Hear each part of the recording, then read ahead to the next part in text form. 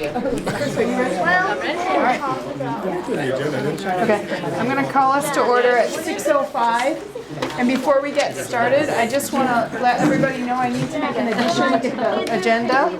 I'm going to need to add under board management and governance. I'm going to take item L and move it to be M, and in L, I'm going to put a community council update. That was inadvertently slipped off the agenda and all of the additions.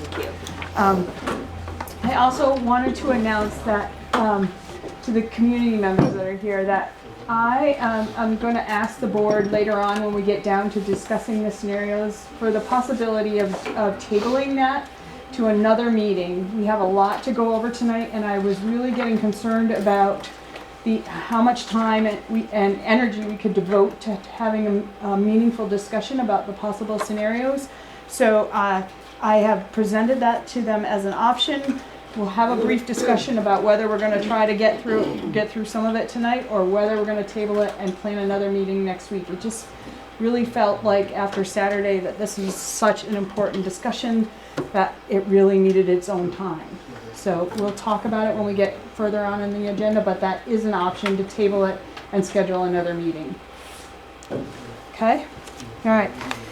We have Chris as our minute taker, so we're good. And is there any public comment at this time? All right, I'm going to take. Looking at the agenda, is it possible to move the public comment at the end of the meeting to before you go into executive session? Just in case anybody does have it. I don't know if that's within policy governance to do. So that it happens that the executive session is a placeholder in case something comes up, and we don't have one scheduled tonight. So it will just be our regular business meeting, and then we'll have that. We're not going to have an executive session tonight. So I don't know if that sort of solves the problem without doing anything. Yeah, perfect. Okay. And Patrick, you have a public comment. So January is School Board Recognition Month. Hopefully you all received your emails with your Darn Tough Sock certificates, right? Yeah. Awesome. Really excited about that. Well, we want to keep the awesomeness continuing tonight. So I first want to just acknowledge being a school board member has always been difficult. It's hard for me to imagine a window of time in recent years that being a school board member was as difficult as it is now, or will be in the coming few years as we go through pretty significant change, whatever that change may be.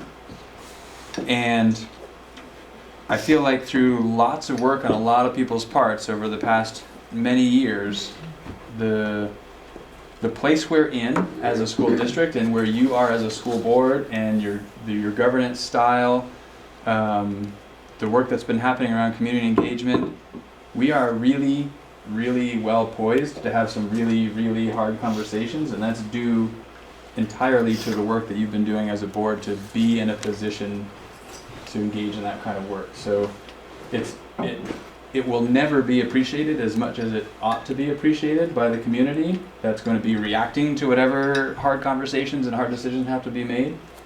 But important to know that it's really genuinely appreciated, and everyone should be thanking you tremendously for that. As a token of appreciation, we have cake. Oh my God. And we'll thank Yes, we do. we'll thank Kathy and her team. Much cake as you would like. Cake. Because it'll be hard to see there. 4 feet, full bellies. We appreciate all that you do. Very nicely decorated. So we'll be partaking in that. Hopefully maybe before we get into the real business we can start divvying that up. And it doesn't stop there. So you may have noticed some MAUSD swag. We have MAUSD jackets and MAUSD vests. You can pick either a vest or a jacket. We have a range of sizes in this box for each of you, including our student reps. So make sure that you guys get in here too. Jennifer tried to have a range of sizes. We can get some different sizes, so if there isn't something here that fits you, just let Jennifer know and she'll take care of you and make sure that you get something that's going to work for you. Is it okay to take a few minutes and do cake and grab an item? And then I have instructions to get a picture to include in our new annual report that we can circulate while this is all happening. So let me just take one quick minute because this isn't an agenda item. Thank you. You're welcome. So I have a few copies. So to set the context for this a little bit, Elizabeth, a couple of months ago now probably, sent an email saying, hey, I stumbled across this annual report that looks really inviting, lots of pictures of kids, kid-centric, awesome. What do we think about something like that? I immediately thought it was amazing and looked so much more inviting to actually open the cover and see what's going on inside. So we kind of took that idea and ran with it and created this new look MAUSD annual report that's full of pictures and graphics and information. It's still in draft form, but I wanted you all to get a look at this pretty significantly different looking annual report. You can offer any feedback that you have on this to me, and we'll take that into consideration as we bring this to completion ahead of the timeline to get it to whomever we need to get it to for town meeting day. So thank you for the idea. Take a look at it, let us know what you think, and we'll get it polished up for production. So take a few minutes and grab some cake, and then You we'll. should get the picture with the words still on the cake.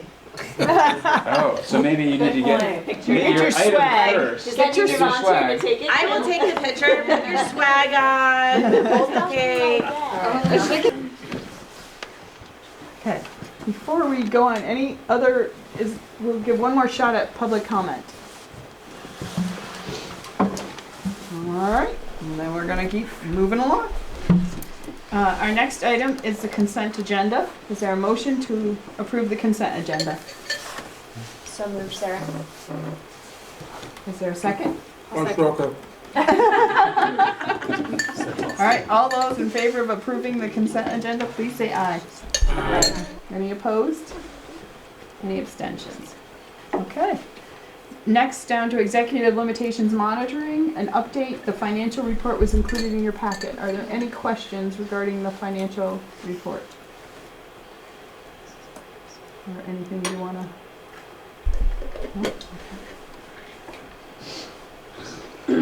Okay, I'll keep going. All right, update the final budget presentation. So it's exactly the same presentation as last Wednesday with a minor change in tax rates, and I'll explain that when we get to those. So I'll go through it relatively quickly because I think we spent a lot of time on it last Wednesday, but definitely stop me if you have questions that have kind of sparked from last Wednesday or that maybe didn't get the answer to it that you were looking for. I do have a few copies of that presentation here. Just give them all to you, Christine, in a minute. Thanks.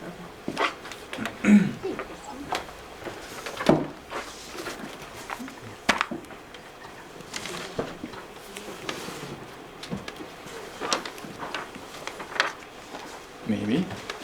Maybe not. Cakes in the way.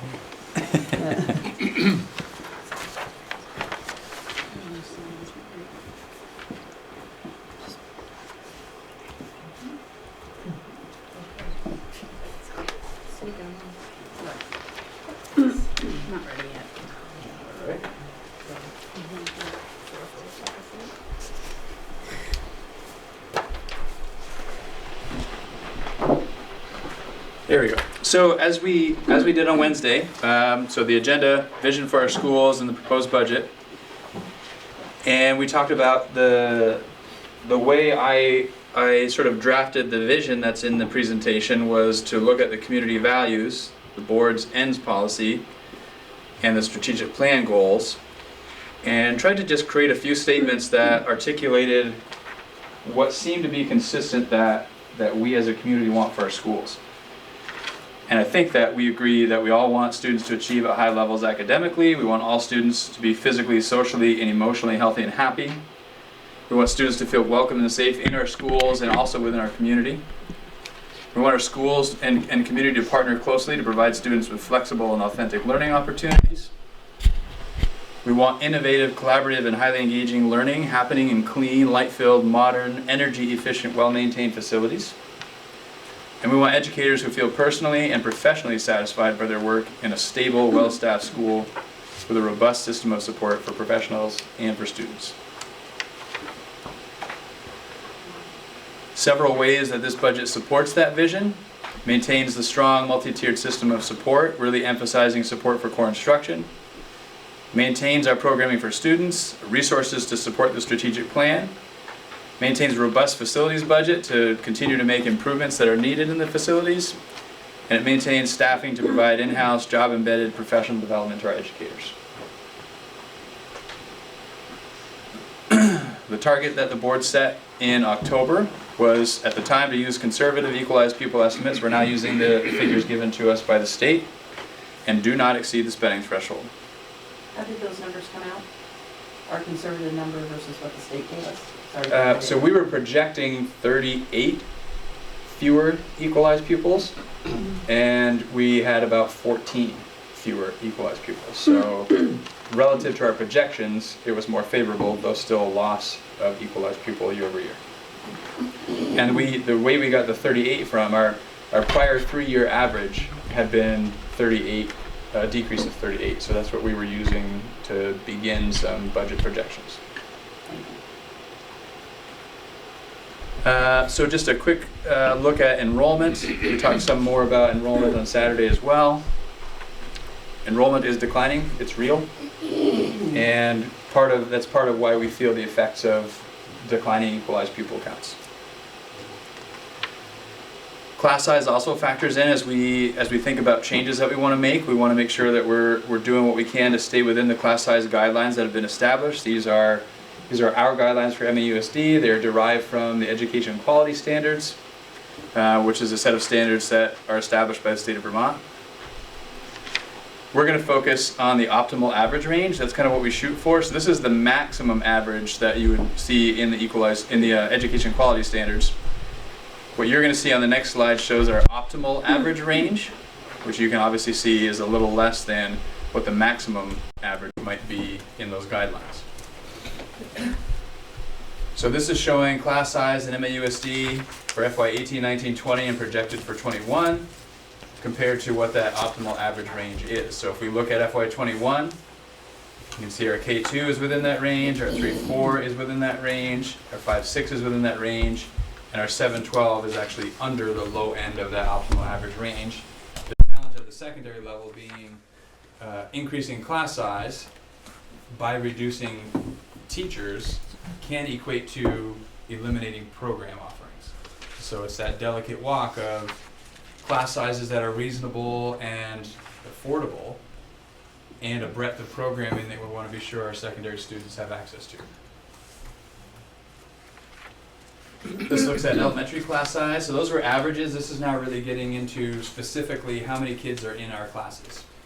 And for each of our schools, this shows the number of classrooms we have in our current school year and the range of class sizes in our schools this year and the average class size in our schools this year. This is looking at averaging all class sizes, not broken out by grade bands like you saw on the prior slide. And then looks at, so for next year, how many classrooms. So you can do sort of a comparison of how many classrooms this year in a school, how many classrooms next year in a school. So you can see Beeman, Moncton, Robinson have one less classroom next year than they do this year. Lincoln has the same number of classrooms next year as they do this year. Bristol has one more classroom next year over this year's count. And you can see what that does to our range. It definitely narrows the gap from our lowest enrolled class to our highest enrolled class from where it is currently. Right now that range is 8 to 25. Next year that range is 12 to 20, or 21, sorry. And you can see it also brings our averages more in line with one another. A way to think about equity across our schools. Secondary school looks a little different. So in the high school, middle high school, sections effectively equate to classes. And this is showing you more or less by subject area the number of sections, the current range of classes, and the average class size, and comparing that to next year. At Mount Abe, the two reductions are in science. So one one teacher in science, one teacher in social studies. So you can see the average in those two areas are 17 each. Next year, the averages go up to 18 each. And this did not result in a drop in programming for students.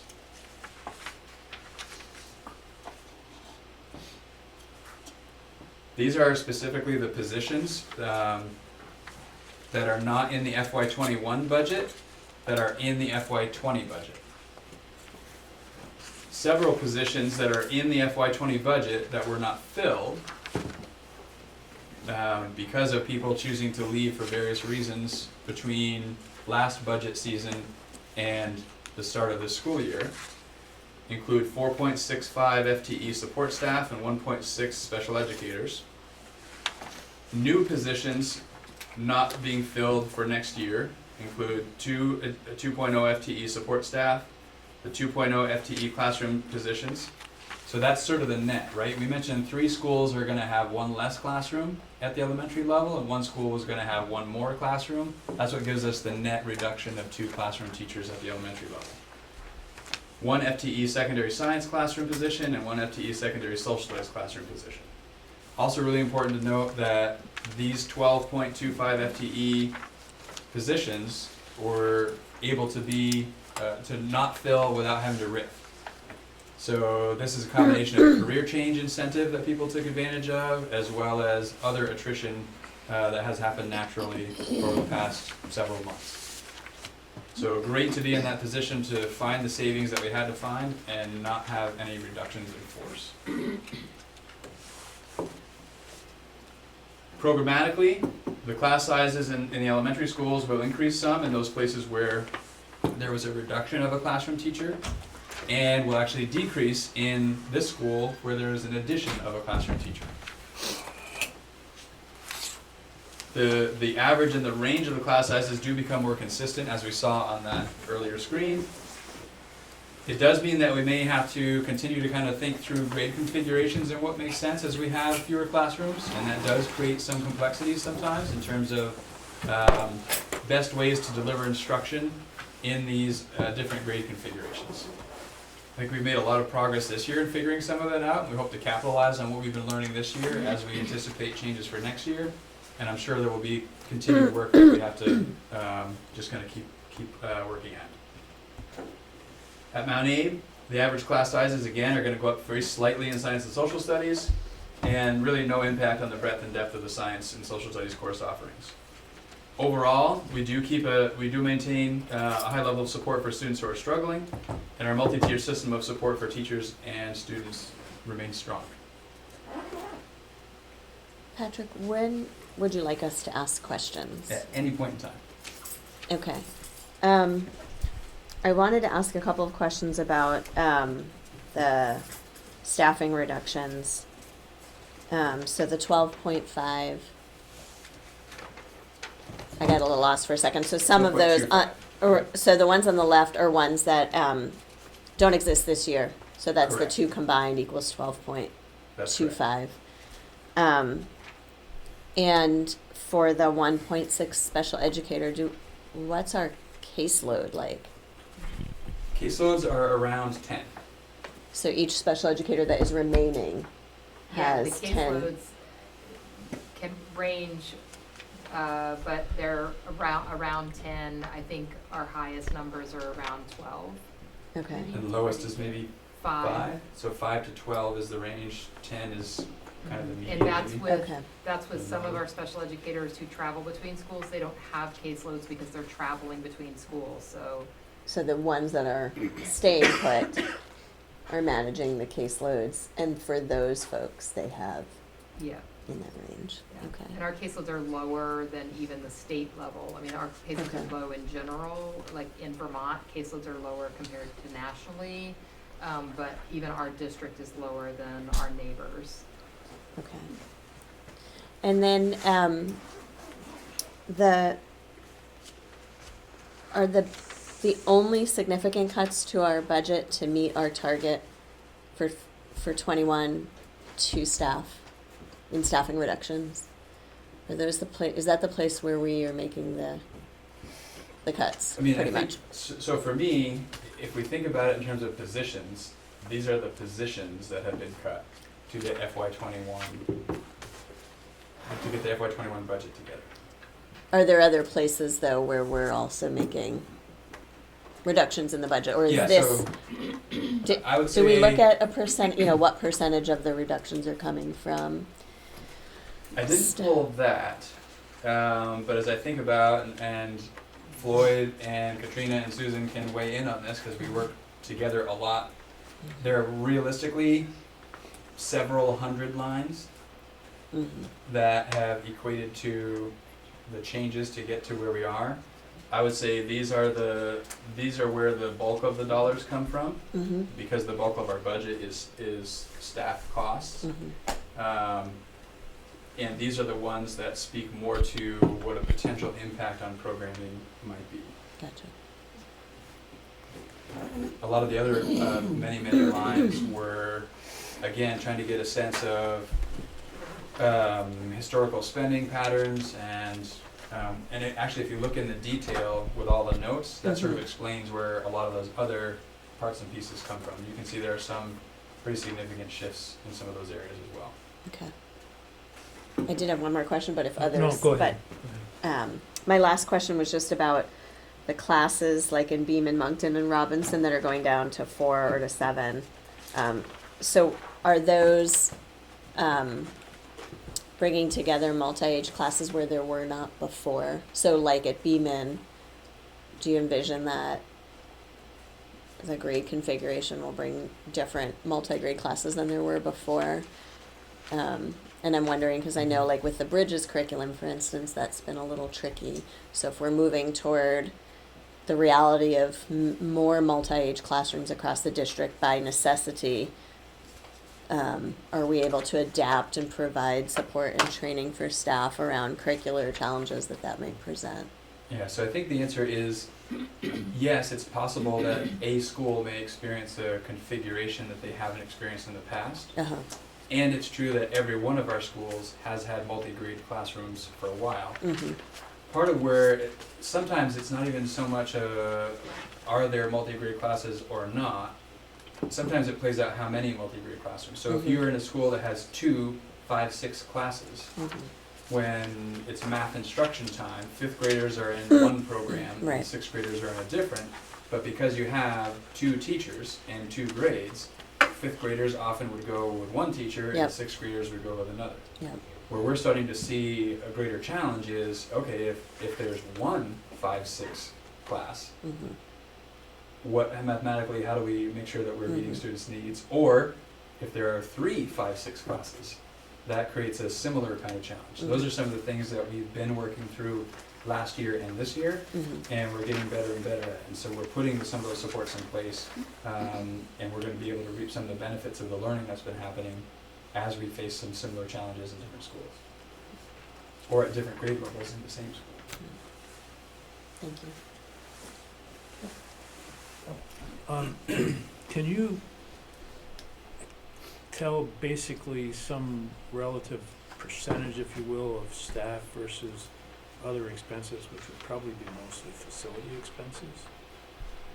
Well, that's your big pie chart. Yeah. Right. In terms of where the spending is or where the savings came from? No, where the spending typically is. So this gives you a sense of where dollars in next year's budget are projected to be spent, right? And so here's the big piece, which is direct instructional programs. So this is where salaries, some benefits, professional development, tuition to the career center, guidance, health, supplies. That's a big piece right here. I'd also note in district admin, there's another descriptor here. So this includes all HRA costs, which a little north of $1 million, I think. Of this piece of the pie are benefits related to this piece of the pie. So they happen to be, those HRA costs are housed in a line that speaks more to district admin, though they're personnel related costs. So this piece of the pie actually would grow a little bit into that. And then we have instructional support. So this is where our coaches, instructional staff training, outside professional services exist. our special education piece, school administration, so that's sort of like office of the principal, that's salaries, benefits, supplies. There's some software, so there are some whole school related expenses in here. That slivers our food service contribution, athletics and co-curricular, that's our facilities piece of the pie, 11.2%. Transportation at just under 5%, debt service is very tiny at 0.6%, technology, and that completes the circle. So is staff and the money to support a staff like 80% of the budget and everything else is 20 including facilities, or 75-25? Yeah, 50-50? more 75-25, maybe 80-20, but probably 75-25 are really personnel related expenses. Okay, thanks. So, I have two questions. One, I'm just because I don't want to go back to this scenario, but the Beeman going to 4 teachers, whatever. This year they had their 5th teacher taught she taught a really small class, but she taught 3 sections of math. So I'm just asking the question: is there a plan for that to be kind of built into the professional development or whatever to help alleviate that? Because I think that was clearly a sticking point. Right. So I would say that Katrina can weigh in on this. The plan right now is to provide professional development on how to do that well. And the people who would be providing that professional development feel really confident that it can be done well and are prepared to deliver that professional development, that support. And it's more than, I guess I just want to take advantage of the opportunity to continue to redefine professional development, because I think oftentimes where we go when we think professional development, that's they go to a training somewhere and come back, or they get a one-time thing and come back. The way we're doing professional development now is very different. So this will be ongoing, job-embedded, standing at your side in your classroom with your kids, helping you deliver this instruction, professional development. Much more effective and timely and adaptable to help meet this need. Well, I only just because I think the multi-age classroom thing is they do very well, and it's more of just been that math piece and making sure that we're not in that situation. Yeah, and some of it is something that we're trying to shift in terms of people's thinking is it. Often the narrative is when we talk about the math curriculum, people cite the Bridges program. Bridges is not a curriculum. Right. Bridges is a tool that we use to teach the math we want kids to know. Connected math is a tool we use to teach kids the math we want them to know. If we can train ourselves to think differently about it, and we focus on what's the math we want kids to know, and how do we utilize these tools to the best of their ability to serve our needs, we can think more flexibly about how we deliver math instruction. If we're stuck in section after section in our program, when we have a class that bridges 2 programs, we get stuck. So that's part of the training and the rethinking and the support that's going to be happening. My second question was just before there were middle school numbers in the other presentations, and then this one there doesn't seem to have been a reduction in the middle school, and they had, I thought, a lower classroom ratio, and I'm just curious over the decision making about where why those changes happened. Yeah, so this does show 7-12, and it doesn't differentiate middle school and high school, and I think it's with the teaming structure in grades 7 through 9, when we start looking at a classroom teacher in a section in those team structures, it significantly impacts the team structure itself, which has an impact across the middle school. Right. So that's something that we've been looking at, we're gonna continue to look at as we have fewer and fewer students. But that's a very different scale of change that would have a significant impact, and we wanna be really informed in making those decisions before we go down that path. And And I think we had one middle school teacher take advantage of the career change, so to make more significant shift would have meant making reductions in force.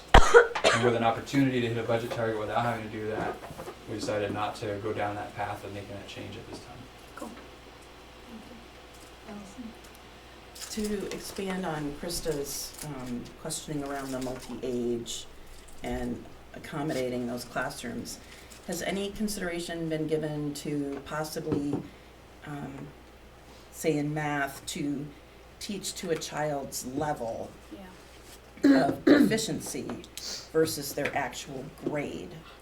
So you could have a third grader who could be in 5th grade math because they've moved along that, and you could have a 5th grader and not call it a grade math, but call it something else so that there isn't any stigma around, well, you're not moving. The student should be moving, it's just where they need to be, not the grade they're in. Has any consideration been given to that? I guess my short answer is yes, and for many, many years. It's not new with the grade configuration, so Manny has been working has been building their proficiency-based system for a while, and as we get really strong in proficiency-based teaching and learning, the flexibility in how we meet kids where they are relative to the proficiency level is going to grow, and that makes connections to personalized learning, etc. When I think about what you're saying, so there is no way, if a 5th grader is in a room with 2nd graders, we can call it whatever we want, and there's going to be a stigma. So rather than that approach, what teachers have been working really hard to do and are doing a great job of is differentiating for that range of strengths and needs within their classroom, so that they're in a room with their peers, but they may be working at, like a teacher may be working with 3 or 4 different levels of student need and student strengths in a math lesson around the same topic, right? So we can be talking about fractions at this level and at this level. Everybody's in the room together, there are different sort of sections in the room, and they're all working on fractions, and they're all working toward different targets. So that's the approach that we've been taking, which I think is the better approach for outcomes for students, and it's really hard work for teachers to do that well.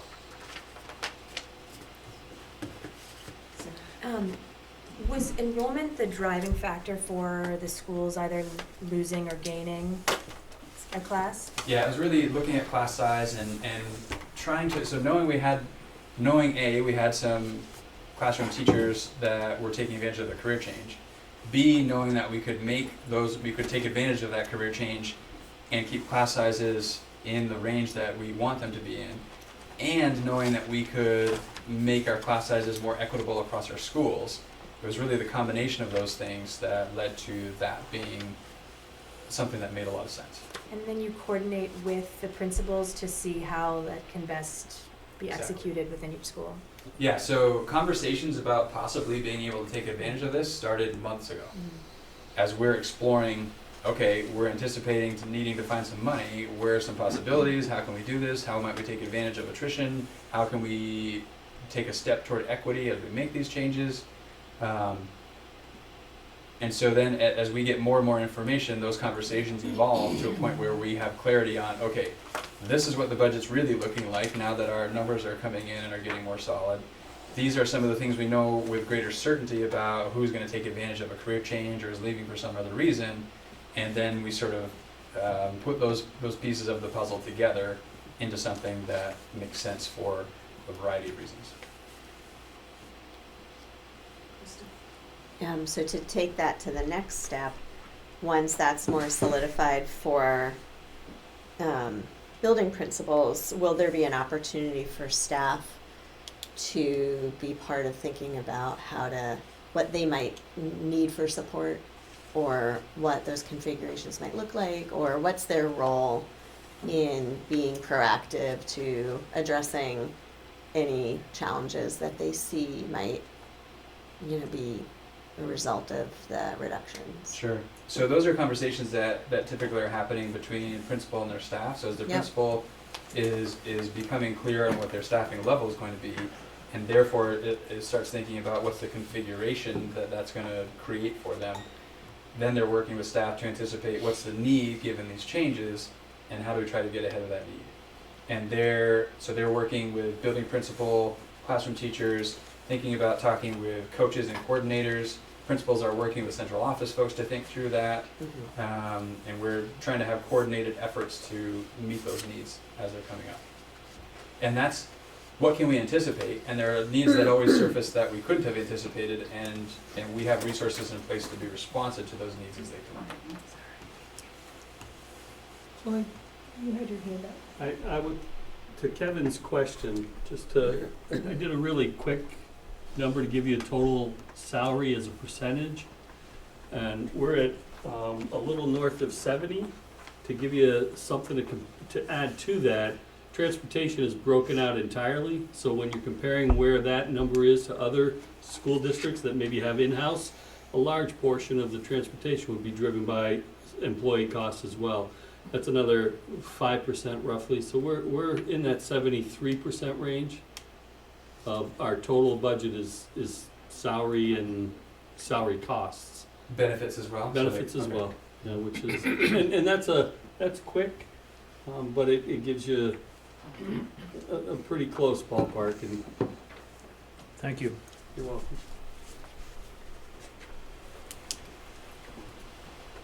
Ready for more slides? Yeah, so stop me at any point. We're good on here? We kind of went through that quickly. So this was a really useful tool, I think, in helping people understand how we get from spending to tax rate. Just kind of walks people through our total spending, which what I think is useful to know. Our FY21 budget spending is 4.4% higher than our FY18 budget. That's an average of 1.45% increase in expenses for each of those years. There was 1 year, and we're in it now, where we didn't make any staffing reductions. So FY19 into FY20, we're in FY20. That year that we didn't make any staffing changes, and granted there were changes, like as I mentioned, nutrition and all those things, like people changed places, but our budget didn't have fewer positions in it than the prior year's budget. That 1 year, costs went up 6.6%. So even with that 1 year where the increase was 6.6%, over 3 years, it averages 1.45. I think that helps sort of tell the narrative of our fiscal restraint in building these budgets over the past 3 years. Despite the fact that we passed a budget last year by 13 votes that had an 8-point-something% increase in the cost per equalized pupil. If that's what sticks in people's mind, that's unfortunate, because time tells a little different story than that 1 year. But this sort of walks them through our spending, less our revenue, gives our cost, our education spending dollar amount, divided by equalized pupil, gives you your cost per equalized pupil. You divide that by the property tax yield, gives you your equalized property tax rate, and then you divide that by your COA, and it gives you your town tax rate. What's interesting, Floyd and I were just talking about this today. Effectively, there's one thing we have control over in this list, and it's our spending, which I just told you averages 1.45% increase. Inflation is more than 1.45%. And to have that 1.45% despite 3% or better increase in salaries, 13-ish% increase in healthcare, again, I think demonstrates, to our taxpayers that we're taking cost of education seriously and we're controlling it greatly while strengthening our system, which is to be celebrated, and it doesn't always feel celebrated. But the equalized pupil count has gone down over those 4 years. Exactly. Over those 4 years, it's gone down 100, maybe more. It's a lot. So you take 100 equalized pupils, give or take, times 17, 18,000 apiece. It's real money. And that's the pinch that we're feeling.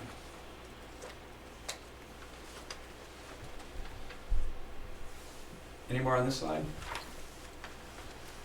So this is kind of an outlier, but it does have to do with the taxes.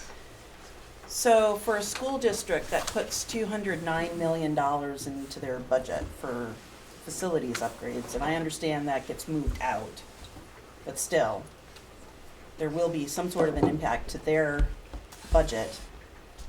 And then all of the budgets get lumped into the general education fund, and then we all pay with our taxes based on what that is. So we can't get 27 or 29 million to pass. I don't know if they can get 209 million to pass, but how does that affect us in the long run, or even in the short run? Because it's mind-boggling to me.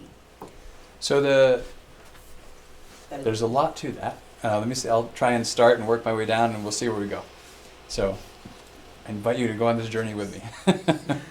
I think the number is actually a little higher than 209 now. Oh yeah, I'm sure it'll keep getting bigger. And I can't give you a dollar amount in terms of the effect that has on us. The way I understand it is, they also won't be putting $209 million in their budget. They're going to put whatever their annual cost for a bond payment into their budget. So I don't know what that would be, depending if it's a 20-year bond or a 30-year bond.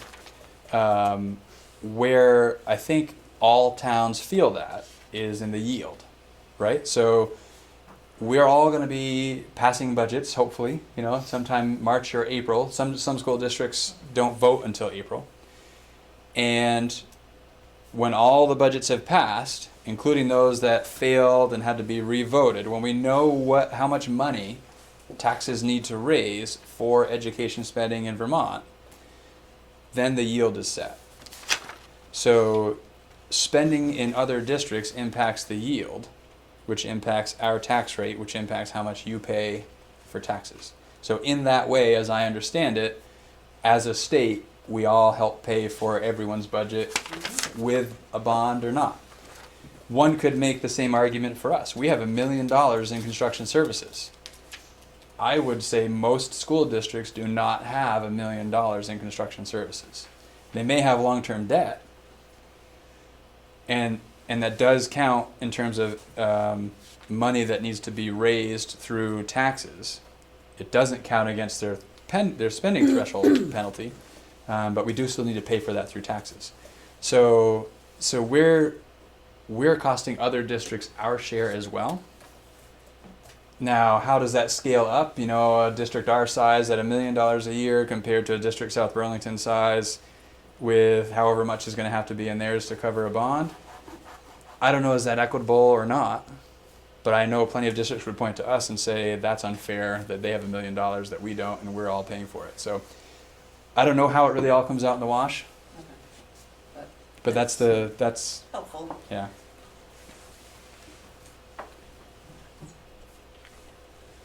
So this was just sort of a walk from, sorry, yeah. Amy's not even sure what she's signing.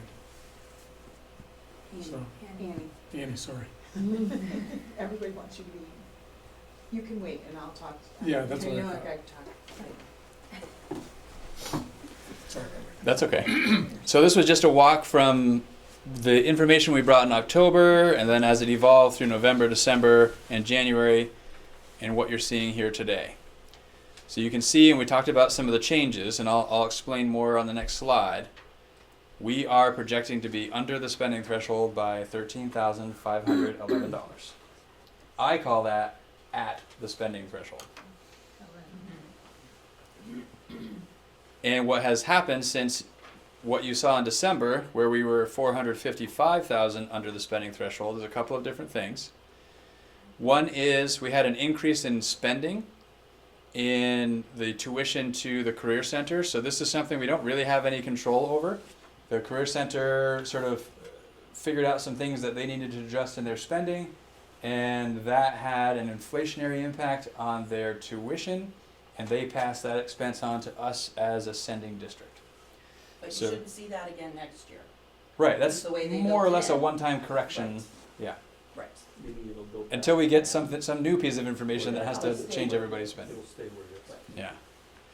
So 120,000 increase in spending, and we accidentally counted revenue that is paid on behalf of Tech Ed as revenue that we could count to offset our spending. That revenue goes directly to the Career Center. It shows up on our revenue sheet that's in your packet, but we don't actually get to count that as revenue, and we had counted it as revenue, so we had to back that out on the revenue side. So increases up, revenue down, had a total impact on our ed spending of 442. So Patrick, that adjustment, was that simply a matter of transferring that particular line item to the new budget format? Or was that a systemic issue that we've been doing in the past? No, it's not a systemic issue. This is not an error we've made in years past, and it's one that we made this year. Okay. I think it has always shown up there. It's just this year we accidentally included it, and we shouldn't have, and didn't touch it till just ahead of the January 22nd budget form. Okay.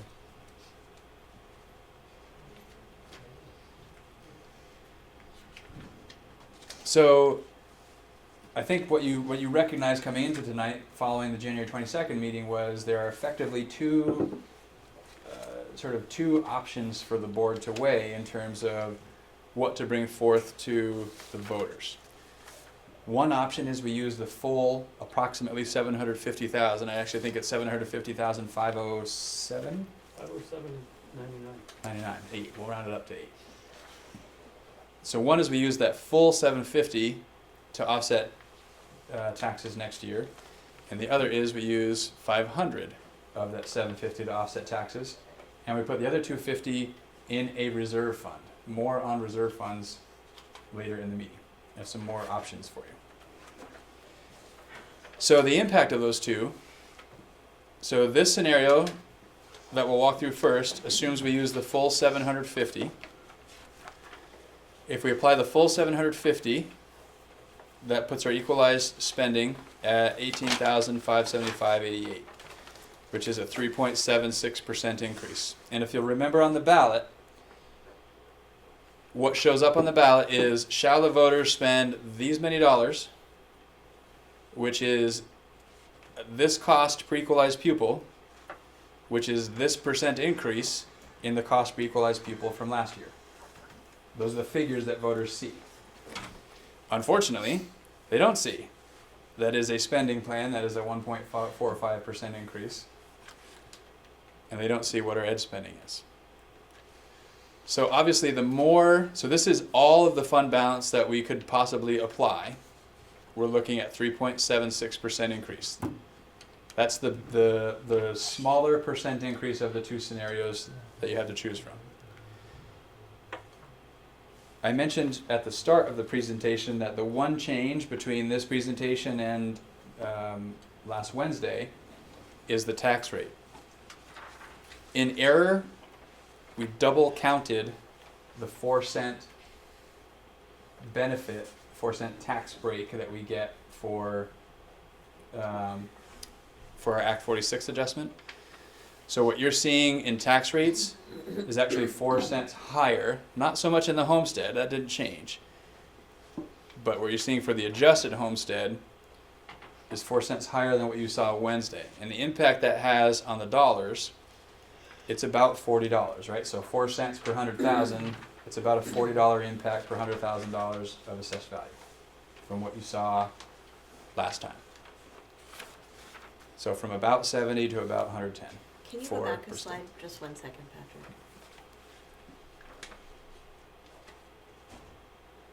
Okay, thank you. And that, we didn't talk much about this, but in this presentation, but we did talk about it some in others. CLAs went down for every town, and they went down different amounts. So when the CLA goes down, that has a negative impact in terms of it drives up your tax rate and drives up the dollars then that are paid. So that factor of a decreasing CLA in every town is a piece of what is driving the tax costs up. Did you get what you needed from that slide, Krista? Yeah, thank you. So that's again per 100,000 of assessed value. That's what taxpayers can be looking at. This is, I think, an important time to mention. About 2/3 of Vermonters don't pay based on the value of their home. They pay based on their earned income, which is a significant difference from paying based on the full value of your home. I have.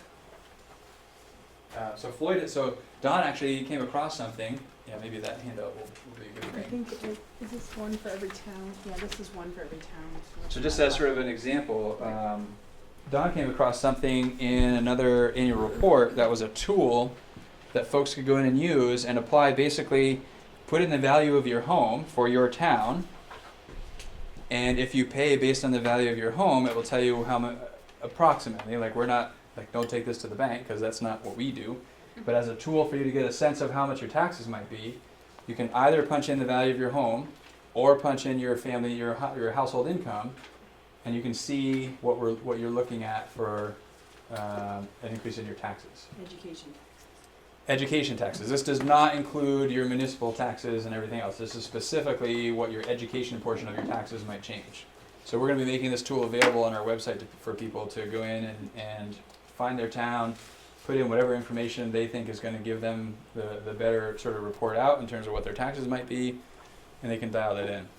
We're finding, Floyd, help me out with this, but if so, anyone who makes a family sort of household income under 141,000 or less pays based on income, not based on property value. $141,001, and you're paying based on the value of your home. Did that change this year? Because last year it was 105,000. So that number seems. It was 136.5 last year. We used 141 in that example just because we pulled it up when we stopped. But and I have these. If you guys want one, there's one for each town, and it may help you. I'll zing them around. And do you use both numbers? Pardon me? Because do you use both numbers at the same time? Because income is a sliding scale. It is. So if you only use your house without putting in your income, then that doesn't give you a true. Well, it does if you're using. They're projecting 2.8 for us this year based on the 3-year average for what Mount A's income sensitivity percent is. Okay. They've already figured that Right. out. So again, it's an estimate. Okay. We don't know where it's going to be. It's not your specific situation. Correct. But you can in this what you're looking at is the median Oh, it's got copies for that. house price, Well, the it's for each median town. income for each town, and the impact both from if you're above 138,250, where you get no benefit at all of the income sensitivity, or if you're below that, what that percentage means on that average size house. But did they not make it that way? Oh, good. The part that I found useful after hearing from people was that when you think about if you're taxed based on your income, it kind of gave them a picture of what the difference would be. So if you're based on your income in this little box here, if you look at the difference going across there, that person's going to have like about a $40 difference. Whereas somebody who's paying by assessed value I'm looking at New Haven, looks like $259 difference. So, and we have heard over and over and over again about 2/3 of our population is based on income, not assessed value. And I can give you sort of a demonstration of how the tool works. So if we're looking at, and this has been sort of the mystery for years. Those of you that have been here and working through budgets, we've been able to give a decent projection to those who pay based on property value, what you can expect your taxes will go up per 100,000. So people can kind of do the math and calculate, okay, that's about how much we're looking at. It's been kind of a mystery for folks that pay based on income, and we've not been well equipped to help people figure out what does it mean for them. And two-thirds of the people are. that's And correct. 2/3 of the people are in that So category. you almost wanna be the default. thing So, that you're so we were seeing, so we're saying, this is Bristol, we saw, again, in the more favorable version, which uses the full 750, a person in Bristol would be paying $111 more for the budget that we're proposing per 100,000 of assessed value. At 220,000, right, let's call it 200 to make it an easier number, and in fact, we can call it 200.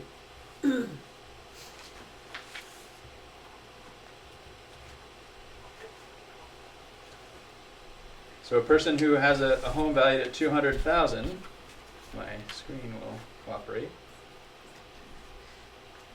is going to be paying about $264 more in Bristol. A person in Bristol whose household income is $61,710, which Floyd found is the median household income in Bristol, is going to be paying $37 more. So quite a discrepancy in those in what people are going to pay. So you can adjust this income. Say it's a household income of $50,000. They're going to be paying $30 more, approximately. The important thing to note is if you're looking, and I can't see line 31 or whatever, where it goes across on the income sensitivity showing the change, it shows an estimate of what they paid last year and an estimate on what they paid this year. So the education tax might have been $3,200, but their portion was $1,570. I'm not sure I'm reading it right from here. But a marginal increase. If you punched in, let's say, who are we most concerned about? Are the fixed incomes in a home that has some value. And if you take and you change that income to $18,000, for example. So here's my mom in her home on a fixed income, and that's what happens to her taxes. It's $11.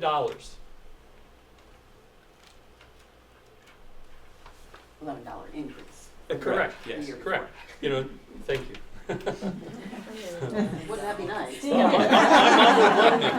just solved the state's financial problem. Now we don't have to worry about the spending threshold. I I've been on the VSBA website, they have a video, they have a webinar I just watched today, and this is the most helpful tool that I have ever, this works. This you can point people to and they can personally, in their own space, type those numbers in and figure it out. So thank you so much for... And just, Yeah. we stole it in all fairness. That's fine. You're okay with that? Yeah, it's good. Krista.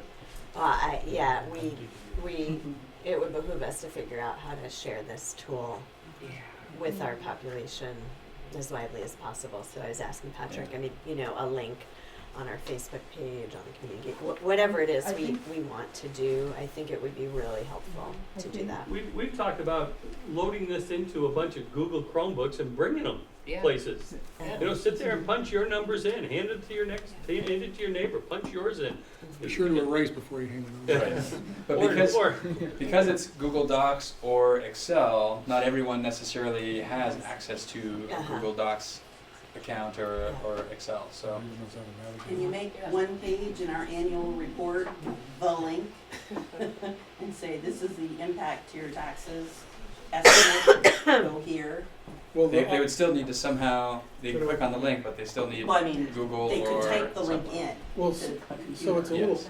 little odd that, we seem to be able to put together a chart, several charts actually, about how you get to the assessed value version of your number. But what's so difficult if we know what the state's done to the yield and to these income levels, to just have a little spreadsheet? It doesn't have to cover everybody, but it can cover the high, low, middle range or something. And that would just give people an idea of what I'm gonna be in between here and here. Sure. I mean, we could use something like, this is the median, and we can go 50% higher, 50% lower, and that probably captures, You capture the top of the threshold where you jump into the assessment thing and yeah. pick some random low number. And this is, I think, as of yesterday, Floyd put this together, so we're Well, still, this morning. this morning, so we're Don still, sent me a note late last night saying, could you tweak it a little? Yes, great, please. but the point being, we're still playing with how do we make this tool as useful as possible to people. In all fairness, I said, I wonder. Did not give any direction. I No, your chair says, I wonder, you just ignore it. But look at this and truly send me notes on what is it that we're talking to our community members about that will make this a tool that works for us to be able to share our story. And at the end of the day, we look at, we're all this angst about an increase, and South Burlington is pushing an 11.7% increase on their tax, 11.7% increase on their tax. They're going up $1,500 on the equalized pupil. I mean, it's staggering numbers by comparison, and in our little cocoon here that we get to live in, we're working so hard to how do we protect our most vulnerable, and this tool helps us to tell that story. But we can make it better. Give us ideas. We've had a lot of really good ideas this year that we've been able to capitalize on, so thank you. I think Steve's has got it, and you don't do it low, medium, and, you might do it 25 or every 10,000 or 20% something, or percentile or something. just a little Just chart, to just have like it this in a- chart right here, just do it for It's just a income static census. piece of paper that you Nobody you has have to to- calculate. Start here, go down there, find the intersection, Yeah. there it is. Yeah. Get you in the ballpark, yep. You make a note Especially of if that, it's Floyd? 2/3 of, I make notes of all kinds of stuff. especially if it's 2/3 of the people Right. who are affected. Right. But how do we get it to the right people? Well, that's a That's one way. problem for everything we do. Right. Yep. It's not just this issue. And Somebody was talking on Saturday about, holding coffees in your home, invite your neighbors over, and if you do that, I'll get you 10 Chromebooks, It's really, it can be that simple and that powerful. Winter Well- Carnival in Lincoln this weekend. Yeah. Just take it right there. Carnival and Lincoln. Winter I mean, we Carnival. do, Yeah. People will be out. we Put a do little thing all, up, say, come figure out what your taxes are gonna be. I mean, you saw how quickly Patrick punched that in? we do, theoretically all have a chance to speak at town meeting. So, If you, and maybe hand out a couple of simple spreadsheets. Most. ready for more numbers? Yes. So this is the scenario where we applied 500,000 to offset taxes and we put 250,000 in a reserve fund. And so you can see it's a 4.7%, again compared to 3.76, so it's about a 1% difference. And was that the number that was 8 point something last year? 8.17 last year is what went to the voters. When everything kind of settled and our equalized pupil count landed, it ended up at 8.1. But 8.17 is what was on the ballot for voters to see. So both scenarios are significantly lower than that.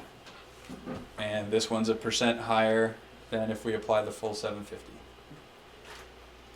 From a tax perspective, so you can see this here, which translates into 132 for Bristol on down. So that's about $20 more, at least in Bristol. Probably about the same, $20 more in each of the other towns than if we apply the full 750. And again, that's $20 per 100,000. So For 2/3 of the votes. for 2/3 of the voters, less significantly for that's that's for for 1/3, 1/3. less significantly for 2/3. take a break. So to talk a little bit about fund balance, as we've had conversations before, using all of the fund balance to offset taxes isn't great practice, especially when the fund balance is really high, because when you cannot carry that same fund balance forward, you're decreasing your revenue, which has an impact on your budget. I might even go further to say that applying any fund balance to offset taxes is not good practice. Reason being, we never have a shortage of things that we need to do that cost money. Money that we have in a fund balance is money that was already approved to be spent at 0% interest in terms of a cost to have it. If we say spend that money on a capital project, we're getting that capital project done in today's dollars instead of 5 to 7% more next year. Or if we had to borrow money next year and then we're paying interest on the money we borrow and the increase in the cost for the work, all those reasons point to it's not great practice to use any fund balance to offset taxes. It's smarter money with a taxpayer dollar to take care of need with fund balance than it is to offset taxes. Now, 2 years ago we had 1.5 million. To eat 1.5 million in revenue in a year would obviously have a tremendous impact on our ability to get a reasonable budget passed. We've been slowly chipping away, right? 1.5 became 9, is now 750. And we have some options on what we do with the 750 tonight. My recommendation is use 500 to offset taxes and put 250 in a reserve fund. That's also our auditor's recommendation, is to be dialing that down. And you can see, obviously, we can't use a whole lot more than 250 because we are at $13,000 away from our spending threshold. Yeah, I was gonna actually ask is it even possible to go below 500,000, or it's not because of this 13,000? So this is part of the 500,000 is built into this, or? Yeah. Right, this assumes we use 500,000. Okay. It's in that revenue. So this under the spending revenue. threshold could become 263,000 if we apply the full 750 to offset taxes. Oh, So if we use 500,000 to offset taxes, it stays here. If we use 750 to offset taxes, this grows by that 250. oh, so we can't even make it, we can't even use less of our fund balance because we're that up against the wall. Right, 250 is really the most that we could apply. And now I say that, the reality is there's a lot of things we can do. But we'd have to do some things to keep our spending under the threshold if we used more than that 250. We could use 263. Great idea. If they change your number by 1 You'd have to make another chart. Right. You're in trouble. But that is the effect. This does assume we use 500,000. But the bigger picture is Okay. 900,000 used last year to offset taxes versus 500,000 this year. And let's look at, it's not about where you are, it's about where we're going. If we can get to 250 next year and 0 the year after, then we have two things. We have, depending on what y'all want to do with that money that we're no longer using to offset taxes, it puts options in your decision making going forward with any fund balance that we end up with. And is generally speaking, as we anticipate tighter and tighter budgets, greater flexibility in where funds exist is a benefit. Because as wiggle room becomes a thing of the past, think about a 1% error in our budget is $300,000. Well, So does we the could be fund, 99% right, and we're off by 300 grand. does the fund balance, to that point, also act like your contingency each year? It can. It can act as a couple of things. It can act as a contingency, and it can act as almost a savings account to tackle some big things that we know we need to do. And there, If you're putting it aside each year, exactly. but if you're working to a 0 fund balance carryover, then theoretically, you'd have nothing to put in a capital budget the next year, Not necessarily. unless you're dedicating it to it in the Right. budget. So the goal isn't necessarily to end each year without a fund balance. Mm. The goal is to not put any fund balance into the next year's budget to offset taxes. Okay. So you still wanna keep, in construction, you try to We keep still wanna go 3 to through the whole 5%. year looking to keep our pencil sharp You'd- and Well- end the year with a little bit more than we thought we were Right. going to. Right. But to your point, Otherwise, you Steve, might just, it's fairly common, I think, for a lot of municipalities, in addition to construction, to keep sort of in the coffers a 3 to 5%, maybe even 7% reserve rainy day. for unexpected things. We currently have, if we think about the 600,000 that's in our capital reserve fund, we probably have a little less than 2% in reserves. But that six And that hundred is 600 's already- dedicated for. That's capital earmarked improvement. for our big project for the locker room. So even that doesn't necessarily count. It's not easily accessible. Right. Sarah? This is if I remember correctly, we were advised several years ago to use some of that fund balance to offset taxes because we had too much. Am I right in that memory, or is that like Exactly. a weird? So we got into this habit because we had all this extra lying around and we didn't have any. We couldn't put it into a reserve fund at that time. We didn't have a reserve fund. So Okay. the habit that had been formed prior to my arrival was all fund balance offsets taxes. Oh, That's bad practice from my perspective, especially when you have large fund balances like 1.5 million.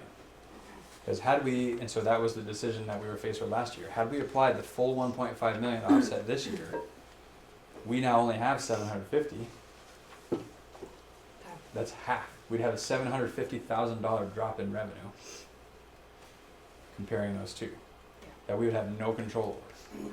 It's like you're relying on a previous year's approved budget to try to make your current year's budget Right. pass. Because you also don't You're want like, counting a current budget to be in a good position next year and the year after. Right. Right. That's crazy. you don't want to be in a position to say, boy, we have to make sure we build this budget to be sure that we're going to end with at least 1.5 million at the end.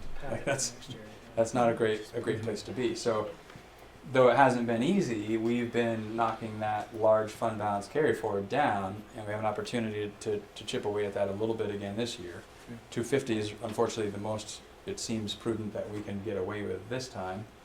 And probably this time next year, we'll have a similar conversation about how much lower can we get that and maintain programming and staffing and get a budget that'll pass. It's always that sort of balance between all those things. So it's kind of like, you build a budget, you got a contingency. If everything goes well, you end up with your contingency at the end of the year, and if things don't go well, you don't have anything. Yep. That's pretty much it. And when you have a large fund balance and that's your practice, and there are quite a few other districts that use that as their practice, the state might go, oh, look at that, you all have extra money, we're gonna take it. Because they haven't done that specifically, but they've rated funds to take money. One of the best terms I've heard ever in education is the clawback. The clawback, right. We experienced the clawback, Yeah. right? And that would be an awful clawback if they started taking everybody's fund balance. But you never know. And again, all things aside, if we're spending our money in our reserve accounts to take care of need, that too is smart money for the taxpayer, for all those reasons that we talked about. So, or if we're not spending it, it's sitting in an account that draws interest, and that shows as a revenue for us, so it helps in that regard. And as a person who likes to have a sharp pencil, that our budget is reflective of what we really think we're gonna spend, if we have reserves, that gives the district, the board, the ability to take a little bit more aggressive position with stronger budget accuracy, because we don't have to end the year with money, so we can go into the next year with some. And part of, maybe because we're talking about fund balances and reserve funds, I'll weave in information related to an agenda item later where we take action on the ballot. So last year we created a capital reserve fund. That money, that 610,000 that's in there, and it was earmarked, we put it in there knowing we're gonna have a $2 million locker room project coming up, and we can add that to our $1 million in operating expenses this fiscal year, next fiscal year, and kind of piece together a few different sources of funds to pay for our locker rooms without having to get a bond. We've also talked about, we know there are significant healthcare changes. We've anticipated the cost for those healthcare changes. We don't know precisely what the cost of those healthcare changes are going to be. If we haven't budgeted enough, we can't use the capital reserve fund to pay for that, because the capital reserve fund is for capital improvements. So one of the options that we can take advantage of going forward is we can create an education reserve fund as well. Have two different funds, they serve two different purposes.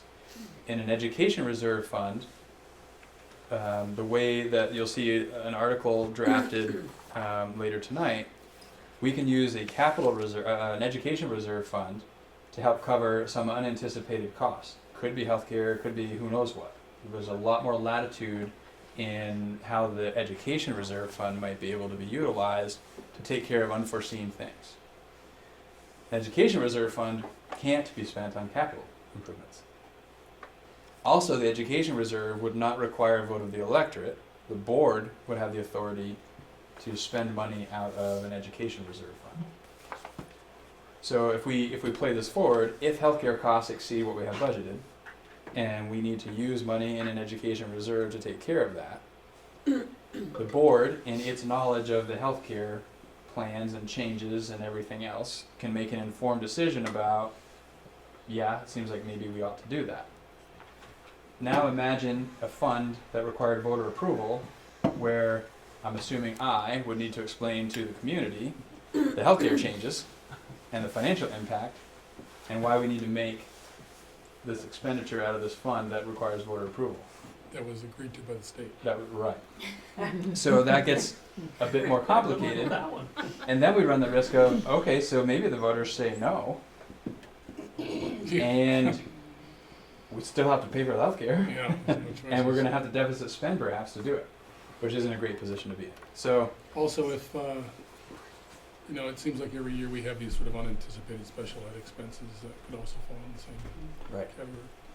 Now, what is possible, the board could, let's say the amount in the education reserve fund somehow grows to a point that we think is unnecessary. The board could take the action to transfer money from the education reserve into the capital reserve, and then for it to be spent from that, the taxpayers would have to approve it. It's a little more concrete to say, the boiler blew and we need a new boiler, will you approve spending money to get a new boiler, than it is to explain healthcare changes. People can wrap their heads around that and can make an informed decision in a lot better way, I think, when it's about capital costs. And they can see it with their eyes. Want to come see the new boiler? Come on over.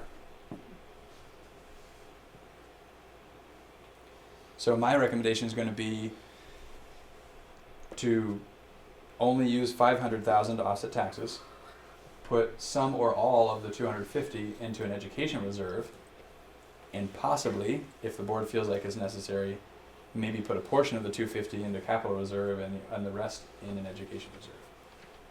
I'm kind of thinking the full $250 in the education reserve is probably the better way to go, given unknowns and tight budgets and things in our future.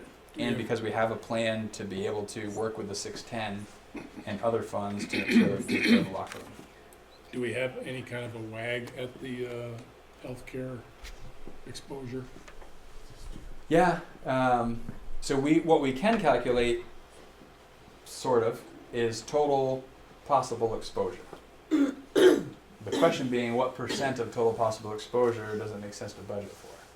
We're at 75% of total possible exposure.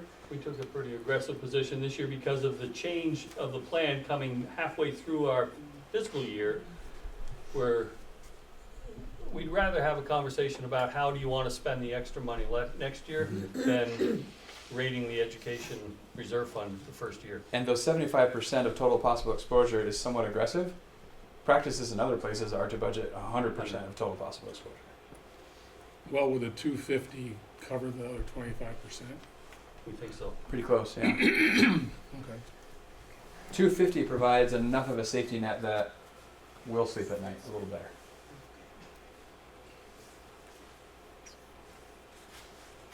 Because that was a question that Floyd and I talked about at some length. Is 75% enough? In particular, as we continue to learn more about the changes and the costs associated, et cetera, we were starting to lean toward may not be enough. And so as you can see, we're so tight in our spending, rather than build more money into the budget on the healthcare, we thought maybe if we could put some money in a fund like this to cover us if we're not in the ballpark, was a better way to go in terms of impact on programming for students. And have the flexibility to spend it. I can't think of a better gift for this board to give the board 3 years from now than these type of decisions.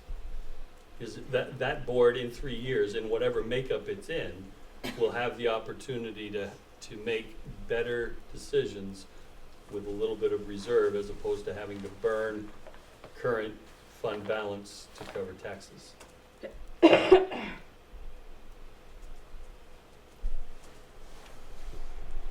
It's probably enough to chew on for a minute, huh? So this next portion of the presentation is when we kind of dove into, and we actually really didn't dive into it much, the detailed pages of the budget that you have. So we can talk about any of those notes that are in there.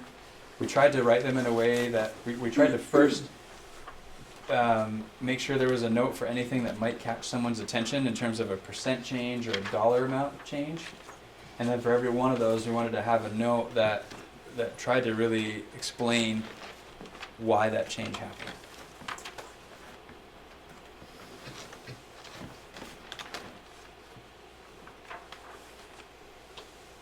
So if any of those notes didn't make sense, or if you had any questions about those lines, happy to dig into that.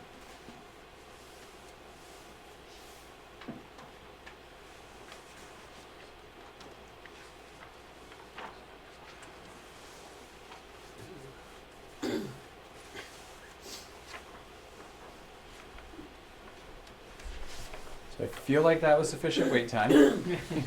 I've been practicing, but feel free to stop me if a question does come to mind, or as you're scanning that, if something pops up. And so this, again, I won't go through all of these. It's in your packet. This was an attempt to make the direct connection between the budget. So what you can see in this line are the same descriptions that are in that detailed packet that you were looking through now, and a little descriptor about what the contents of that includes, and then connecting those to the community values and the strategic goals to see that close alignment between our spending and what we say are valuable and important. One thought on this slide was to change the top left to budget category description, Okay. just to make the connections back, because looking at this sort of on its own, you're like, where does that come from? Right. So unless you see this language, And you so this is you make the verbatim the connection back to what same, you just but that looked yeah. at. Okay. Color code it to match that as well. What's that? We could color code that box to match that That's true. line as well. Right. Yep. But at least people would understand the topic of the slide if they read the first Yep. box to the left. Yep. That's a good recommendation. And so there are several slides or pages of that.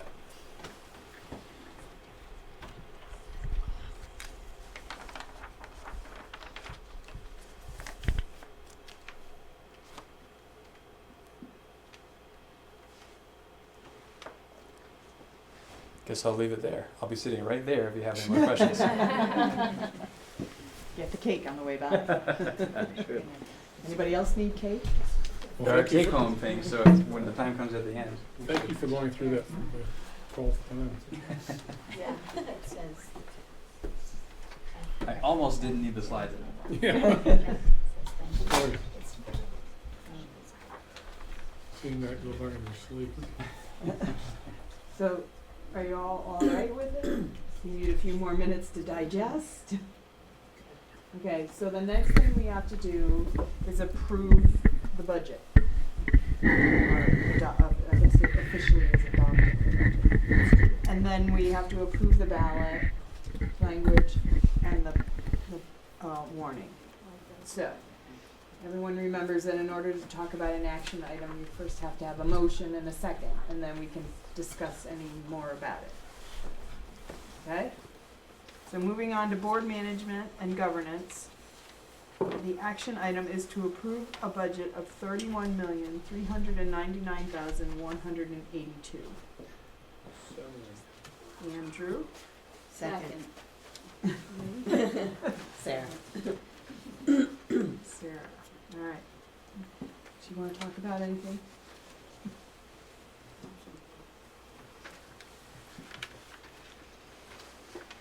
Any others?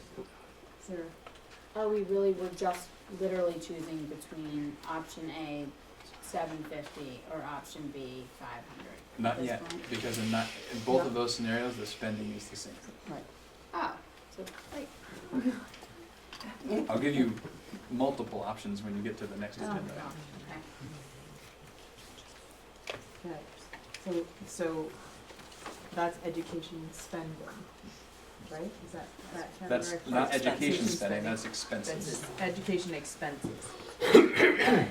Hannah says that's a lot of money. You're right, Hannah, it is a lot of money. And you're worth every penny. All right.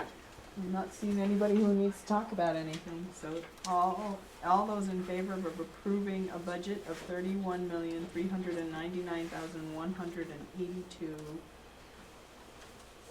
That's expenses, education expenses, right? Yes. Please say aye. Aye. Any opposed? Any abstentions? Okay. All right. The next item is to approve the language for the ballot. So I will relax the rules a little so that you can get a look at it, so we don't have to do a lot of back and forth and redoing, so. And I'm wondering, so the ballot and the warning are very similar. So the articles that will be on the ballot are included on the warning. So if we can discuss them almost in tandem, that may be easier to explain the scenarios and choose which warning, which affects which ballot. So I will relax and allow for discussion without the motions this time, because I think it will be a lot easier if we just talk about what we're about to do, and then we'll take a motion. Did you have something to say? Okay. Are you following? Do you need a little cake? You look like you're a little low over there. Are you peeking? I'm trying to read here. All right, so there are 4 options for you for a warning. I don't think it will be as complicated as it sounds when I tell you that you have 4 options. One option is put no money into any account and the full $750,000 goes to offset taxes. Okay? No. Another option is to put all of $250,000 into a capital reserve fund that we have already established. A third option is to put all of $250,000 into both establishing and putting $250,000 into an education reserve fund that has the flexibility that we talked about and board authorization to spend.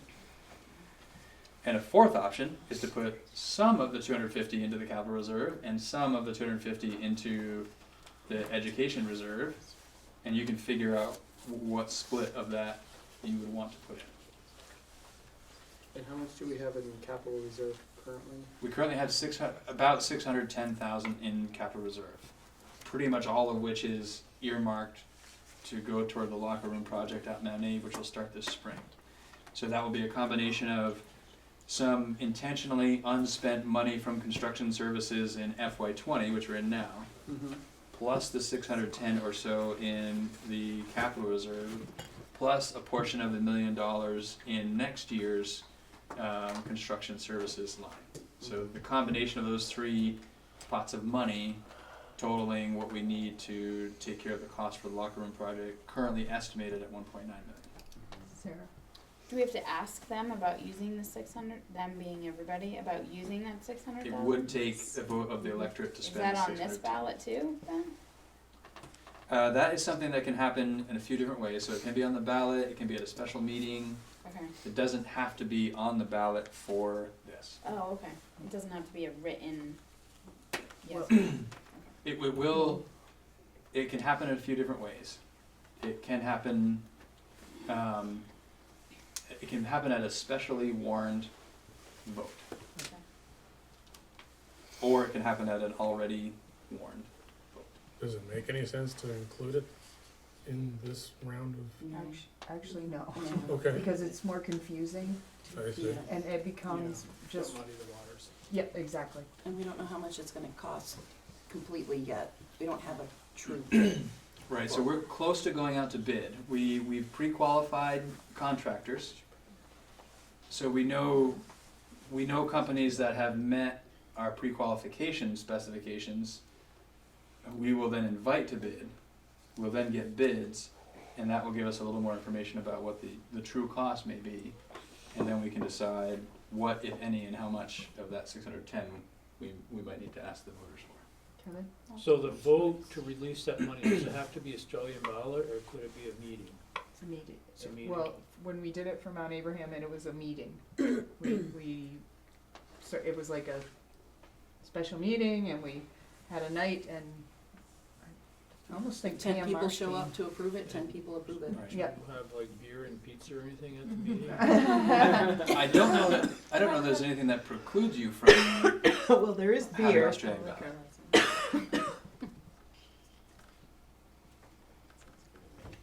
Krista? I just wanted to clarify, it's your recommendation that we go the education fund route? My recommendation is for the full 250,000 to go into the education reserve fund. And then can I ask a follow-up question? Do we know how easily the capital reserve fund passed? 2-to-1 margin, very easily. Okay. I just don't, So that's I wanna do what you recommend, but I'm concerned about, the closeness of the budget vote last year. Yeah. And don't wanna add any layer of complexity that would impact. Yeah, the capital reserve passed by flying colors. Okay, so you despite how don't have close any ours were. concerns that changing that to an ed fund or adding an ed fund My only concern would is, cause voters to pause and say, yeah, my only concern is going to be, didn't we just create one of these last year? uh-huh, And the answer is no, we created something like it, but it has a very different function. mhm. And so that's the only wondering I have. The number's a fair bit smaller at 250 rather than 610, Mhm. which I think is probably a positive thing in terms of getting a vote to pass. And given a 2-to-1 margin last year at 610, conceptually it's the same idea. Yeah, I'm not overly concerned. Liz. And I think we did a really good job last year of explaining that it was a fiscally responsible, it was like saving towards something that you want. And so if we can give that same kind of narrative toward this, that it's just a responsible choice because kind of statement, that would, I think it could go a long way. That was the easiest discussion I had last year. Right. And that's a statement that could be made at town meeting like you were talking about earlier, so there's an opportunity there. Right, and last year, I think, Dawn, you had drafted some language that Mhm. was distributed to everyone to have as, just so we could have a clear communication Right. for the town meeting, and I would propose doing that again, if you were up for that, or we could, you Mhm. know, Mhm. people, Yep. somebody could volunteer for that. I think we have an item later to talk Talk about about- planning for annual meetings, so. Right. Okay. And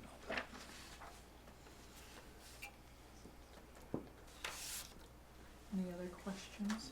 So do we, So, do so we want to action on the Well, warning first? we have four Straw poll. options. We ought to get clear on the option we're all going for. I haven't heard anybody say they wanted to go down the avenue of no money to offset taxes. So that option one, I think, is off the table.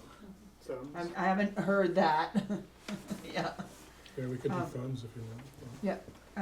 So the second option was 250,000 in the the already established capital reserve fund. What's that? Okay, that one's off the thing. The third option is to establish an education reserve fund and then add 250 to that fund. Okay. And then the fourth option was some in the capital reserve fund and some in the education fund. Okay, so looks like that's our option 3. Okay. Want me to read what the article actually says now, and that describes what we just talked about in simple terms? And we'll see if we can't muddy it up with some legalese. Right, I know. So this effectively, so these are articles that are on the warning that will be voted on by Australian ballot at town meeting. So the ballot will actually read 2 things. 1, this would be Article 10. Shall the legal voters of the Mount Abraham Unified School District authorize the school board of directors to establish an education reserve fund to be initially funded with $250,000 of the district's audited fund balance existing on June 30, 2019. The audited fund balance as of June 30, 2019 is $750,705, with the school directors having the discretion to allocate such funds to anticipated or unanticipated expenditures, such as maintenance, student needs, or general budgetary expenditures. The remaining balance, $500,705, has been applied to the proposed budget to offset taxes. So that's the article. And you heard in there the flexibility in where those funds can go. Maintenance, and fine line that we would have to discuss, maintenance versus capital. But that's boiler blue is really more maintenance than capital. We need to put an addition on somewhere, or capital. Those are 2 concrete examples, and there's some gray between those. Article 11, shall the Mount Abraham Unified School District adopt a budget of $31,399,182 for the school year 2020-2021? It is estimated that this budget amount, if approved, will result in education spending of $18,746.76 per equalized pupil. This proposed spending per equalized pupil is 4.71% higher than spending for the current year. So that's what will be on the ballot.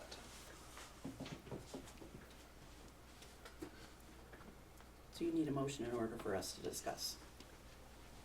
Yes.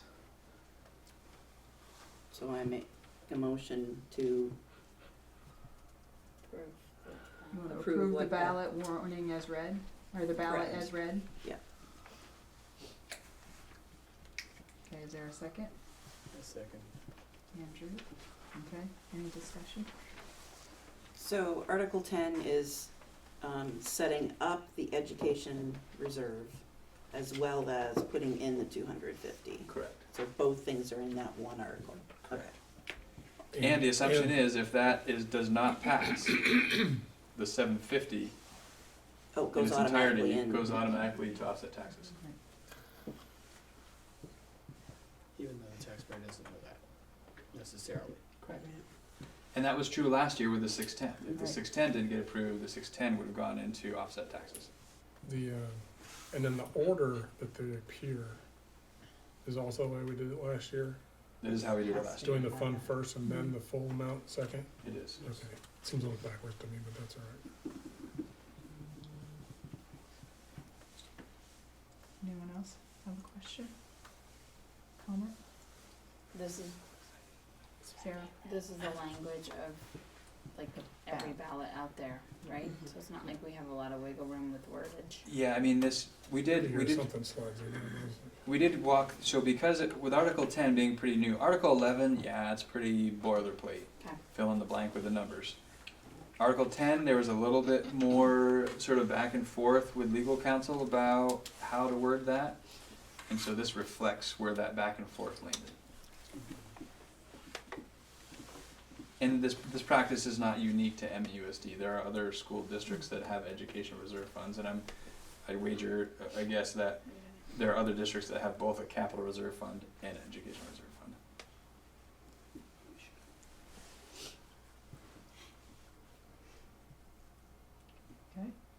more questions?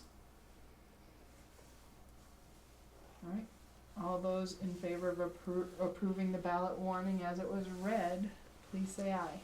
Aye. Any opposed? Any abstentions? Okay. All right. Next action item is to approve the warning, which has a lot of the same language that was just read. And a couple of minor changes that I can explain, and I'm happy to do that first, or we can wait till the motion's made. Let's do it first. It makes things a little clearer for everybody. So the warning includes Articles 10 and 11 that we just read and that you just approved that'll be on the ballot. And Articles 1 through 9 are our typical business of elect a moderator. So in the attachment, Articles 1 through 9 are almost exactly the same as what you have on your attachment. There was an adjustment that was made that I don't think is reflected on your attachment, and that's the date for the clerk and the treasurer. Past practice in MAUSD, and I would wager ANESU prior, had been for the clerk and the treasurer to assume those responsibilities at the annual meeting upon being elected into those positions. By statute, those two positions shouldn't, I can't say can't because we've done it, so I don't know if that's an accurate term, shouldn't start until July 1. Till the fiscal year. So they're elected Previous- at annual meeting, but they don't start until July 1, which makes sense because Well, their they're term's supposed to offering go. fiscal services in many ways, and so to wait for the new fiscal year to start, I think is the thinking behind that. Well, and it says a 1-year term. Well, Right. but the clock We- stopped previously Right, at. so we've been doing annual meeting to annual meeting is the 1-year term, and it should be July 1 through June 30 is the 1-year term for those two positions. The moderator can assume the office immediately upon election at the annual meeting. Well, they have to. They better. Right. But the clerk and the treasurer should be July 1, so that's a change on this. And Karen's willing to be until 6:30. I was gonna say, does that leave you in the lurch for? Well, you've highlighted something that needs to be figured out. So these are paid positions, and they're paid assuming a year, and they will have worked a year. True. So we may need to figure out, okay, so what Internal. percentage of a year is this additional time, prorate that, give them a little bit more money, and then the new term starts July 1. Now, if they're interested in continuing, I have no idea, that's a whole different story. And I don't know the answer to that yet. This is something that we, within the last couple of days, came to realize and haven't connected all those dots yet. If we know that they accept I mean, I would wonder if there's less work that they do during these next couple of months, during maybe, I don't know, but if we know that they accept what they're paid for the full year, I would suggest just taking a quarter of that. Is that about what it would be? Well, and frankly, this is action that will have to be taken at At the meeting? the meeting.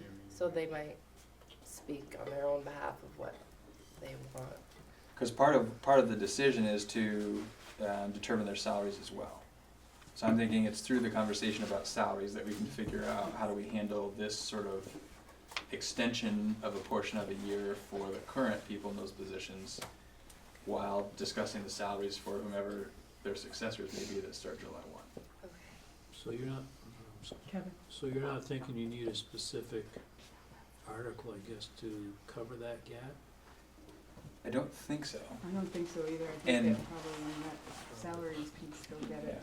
And legal counsel pointed this out to us and didn't recommend another article to address it, so that's part of my thinking there. Just a nit, but Article 7 talks about Australian ballot articles 10 through 12, Oh, good call. and it should be 10 and 11, right? Yes.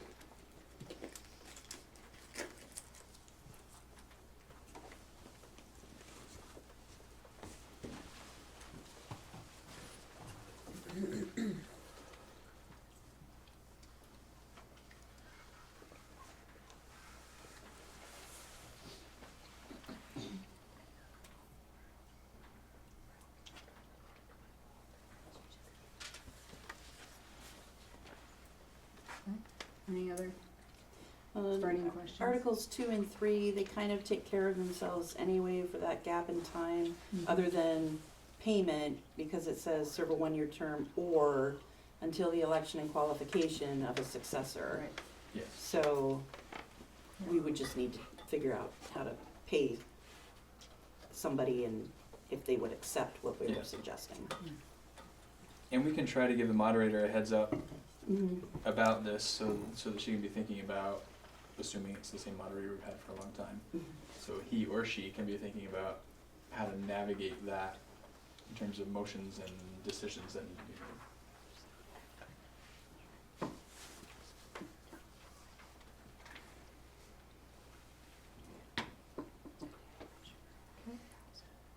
So, Clean copies for you to sign. Excellent. okay, so, then we can have a motion to approve the warning with the changes, because there was the change of, the 11 July 1. And the 12 to dates. 11. so And Article 7. Mhm. that's marked on the copy. Wait, the clean copy. So moved. Right, So I'll come by tomorrow. okay. All right, Steve, is there a second to approve the warning language with Second. corrections? Any more questions? All right, all those in favor of approving the warning with corrections, please say aye. Aye. Any opposed? Any abstentions? Okay. Moving right along. Feel like I missed something, did I? Nope. Next item, action item is to set the tuition rate for FY '21. That was in your packet. So is there a motion to set the tuition rates? So moved. Krista? Second. Everyone. Sarah. Sarah. That was a definite There, second. there. Sarah. Sarah. Any discussion? Krista? Can you just take a second, Patrick, to explain what the tuition rate is? Sure, so we have, there are some students either who live in sort of a choice district. So I'm thinking about Buell's Gore, for example. Students who live in Buell's Gore can attend a choice of school districts. If they choose our district, there needs to be a tuition rate that is established that they pay to attend our district. Other scenarios are a family lives out of district but really wants their children to attend one of our schools, and therefore they pay tuition for their child or children to attend one of our schools. There needs to be a tuition rate established for that. So that's effectively what the tuition rate establishes in MAUSD. And Floyd can talk a little bit more about how the figure is arrived at. Generally, it tracks to some extent what our spending per pupil is. Thank you. With a little administrative overhead. That's, at a high level, if you want more detail than that.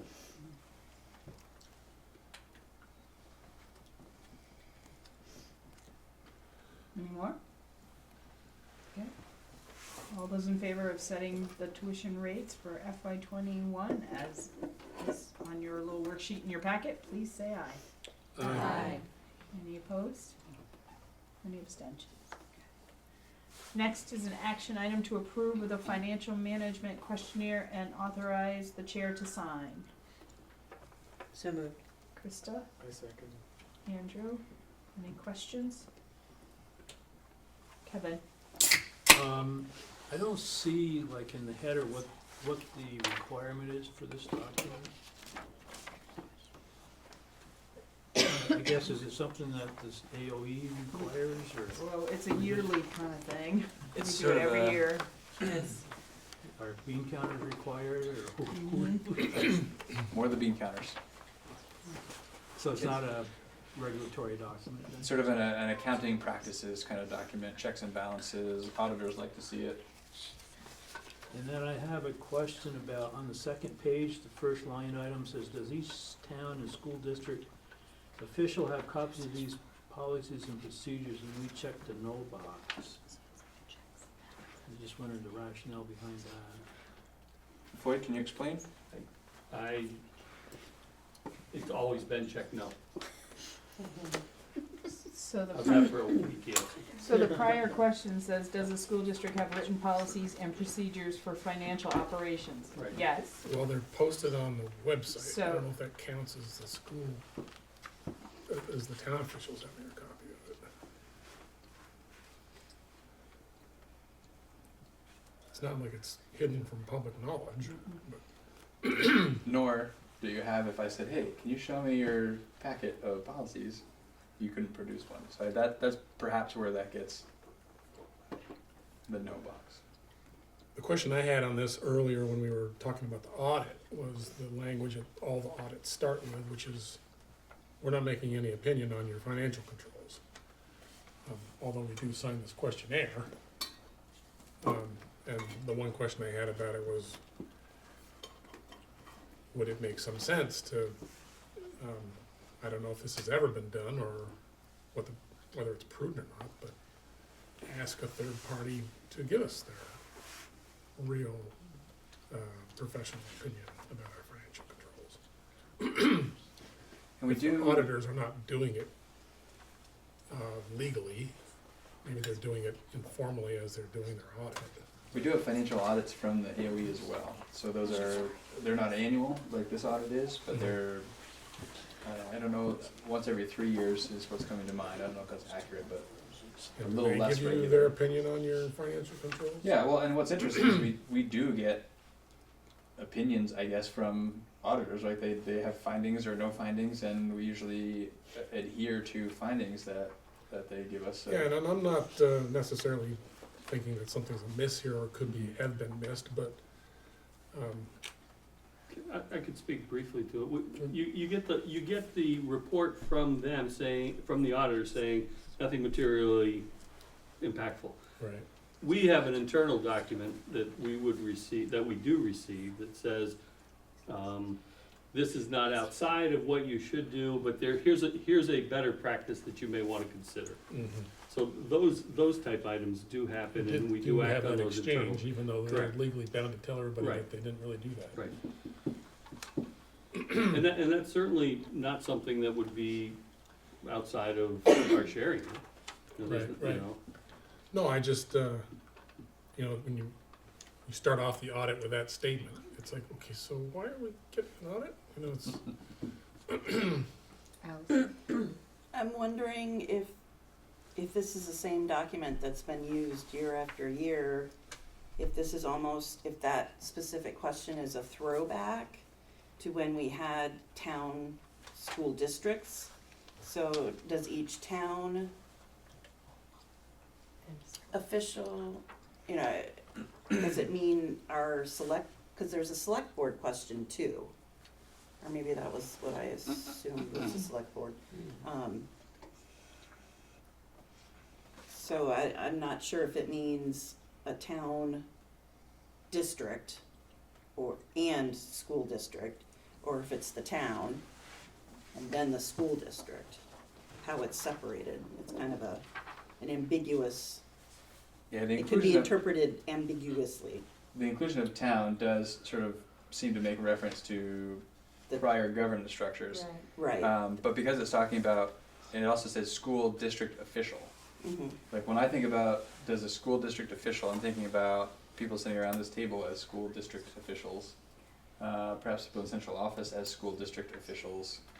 Well, the And the clerk question and being, treasurer too. do they have copies of these policies? They have access, and so Right, might so it be just a question of rewording it. access to copies or are in possession of copies? it's almost like the question where it says, are financial records maintained in a computerized system?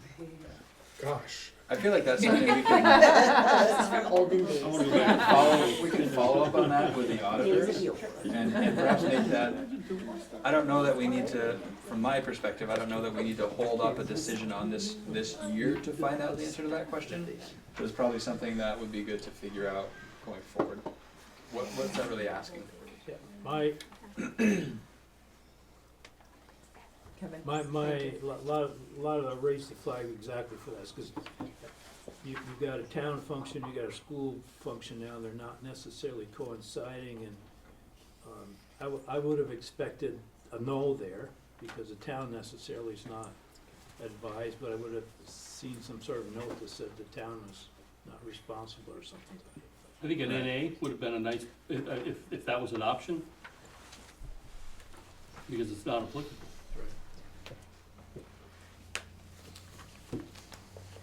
Any more burning questions? You do? No? No, No? I was hoping I was gonna hear from you today.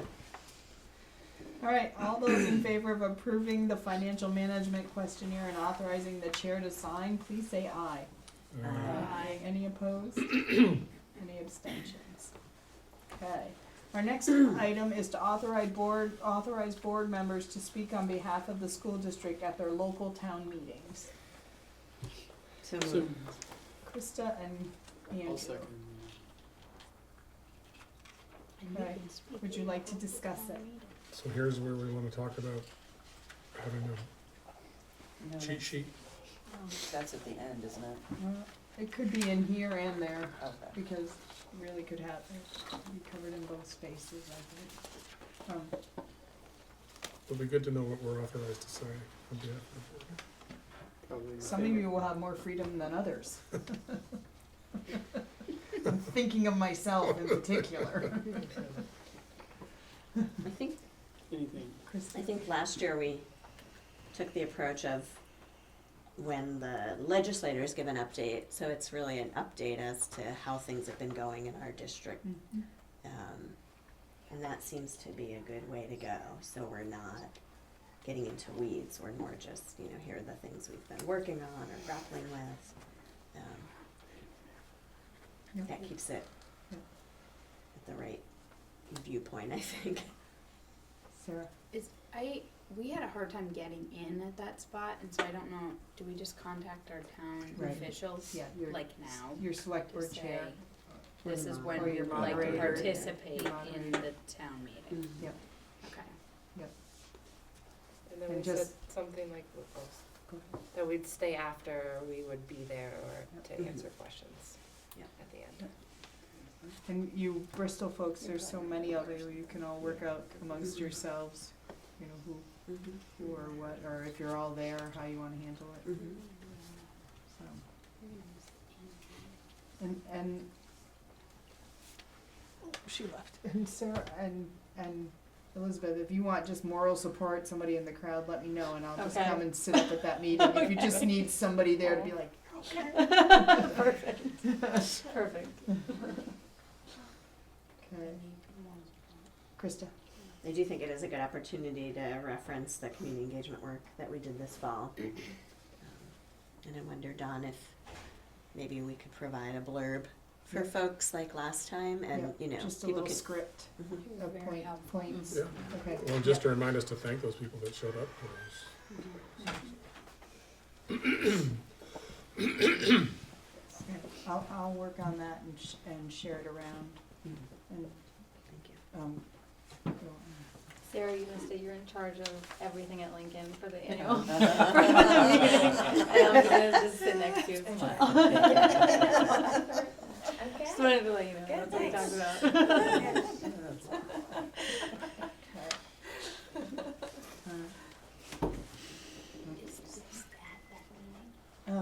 No, this is for the annual meeting, Okay, so we can probably talk about that when we get down to M, perfect. okay? Alright, so, all those, I guess if nobody has any more questions, all those, well, wait a minute. Do our students have anything they wanna say? Do you wanna give us anything you think we should be sharing with our communities? Do you have anything we should be telling our communities? We have students on the board. Yeah. Well, Would you Yeah. want That would to be an come to opportunity. the annual Point meeting out. or to the town meeting? I can come.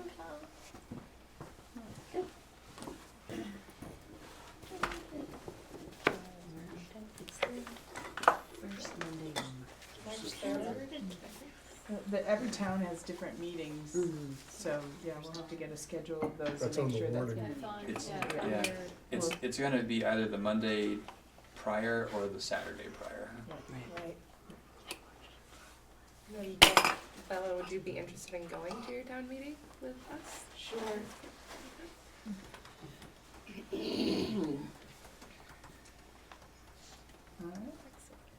All those in favor of authorizing board members to speak on behalf of the school district at their local town meetings, please say aye. Aye. Any opposed? Any abstentions? All right. The next is to accept the monitoring report. It's the one we received last month, and I just wanted to give you all time to read it and take action at this meeting. So if there's a motion to accept the monitoring report for 4.3 agenda planning, that would be great. So moved. Steve? Second. Sarah? Okay, any discussion? Kevin? I'm sure it's just a typo, but in item 1 summary, it refers to the assistant superintendent, and I think it seems like it should be the superintendent.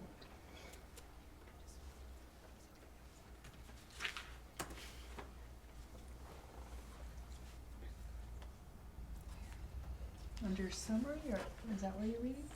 It's the second Oh, under page. number 1. No, it was it's specifically assistant superintendent because that's Katrina. What's that? For the tremendous effort is undertaken, is that what you were saying, Kevin? Right, That one? right. Undertaken by the assistant superintendent to compile the ends monitoring report right. by the end of September to be presented to the board at its October board meeting. And that's you, Katrina. Right. For that one. So that's why I said it, the assistant. Okay. I just wanted to make sure to give recognition to the person who does tremendous effort to pull all that together. So, did that straighten it out? Yep, that's Okay. fine. I'm happy to read this. All right. So, off the top of my mind, thumbs up was the evidence, was the interpretation reasonable? Okay, and did the data demonstrate that? Okay, so all those in favor of accepting the monitoring report for 4.3 agenda planning, please say aye. Aye. Any opposed? Any abstentions? Looks like you're abstaining. Are you abstaining? Oh, you are? Okay. You could. Just tell me when you are. Okay, all right. I don't know if I should say this now, sorry, Dawn. I'm actually on vacation the next meeting, and I think I'm assigned the next monitoring report. Okay. Do it while you're there. Stay in. Poolside. We don't mind. You can always submit it in advance. Kayla Wizzle did that from the beach at the Act 46 meetings. Oh my gosh. She was making all her ones. Oh, no. Right, so this is your last meeting, right? So, yeah, I think it is. I mean, I think, yeah, I think it is. I'll do a like goodbye. Wait, are you coming to the annual meeting? That's the one I'm missing. Oh, that's the one you're missing? All meetings. Yep. This might be my last, unless we're meeting on Monday. Do you know which monitoring report you have? Do you know which one it is? Board description, board job description. So, 4.2. I think that's one that a draft existed, right? Right. Because we've done that one before, which Yeah. is good. so, Makes it a little easier. Who did it Yeah. last year?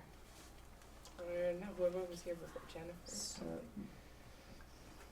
I don't know, but she did that one, I think she did it. Oh, Jen Did she do a Stanley. different one? I think she did a different one. I think she did the one Kristen took, because I think we gave that one to Kristen. So, but if you wanna look at it, Okay. it might not Just do it. require a lot of, Okay.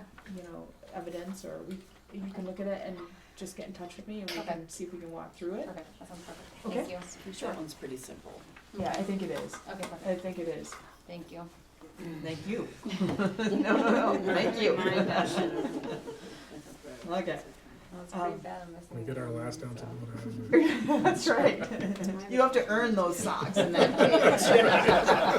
Shouldn't have gotten so excited. You can have one.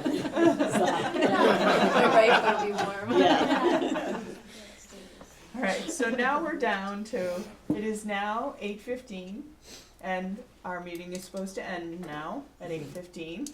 So, and we are down to an action item about deciding which facilities scenarios to fully explore. I make a motion that we table action item L. Right, is that, no, sorry, H. H. Decide which facility scenarios to fully explore. Second. Alright, so Allison, Sharon, Steve. Alright, discussion? Krista? If I could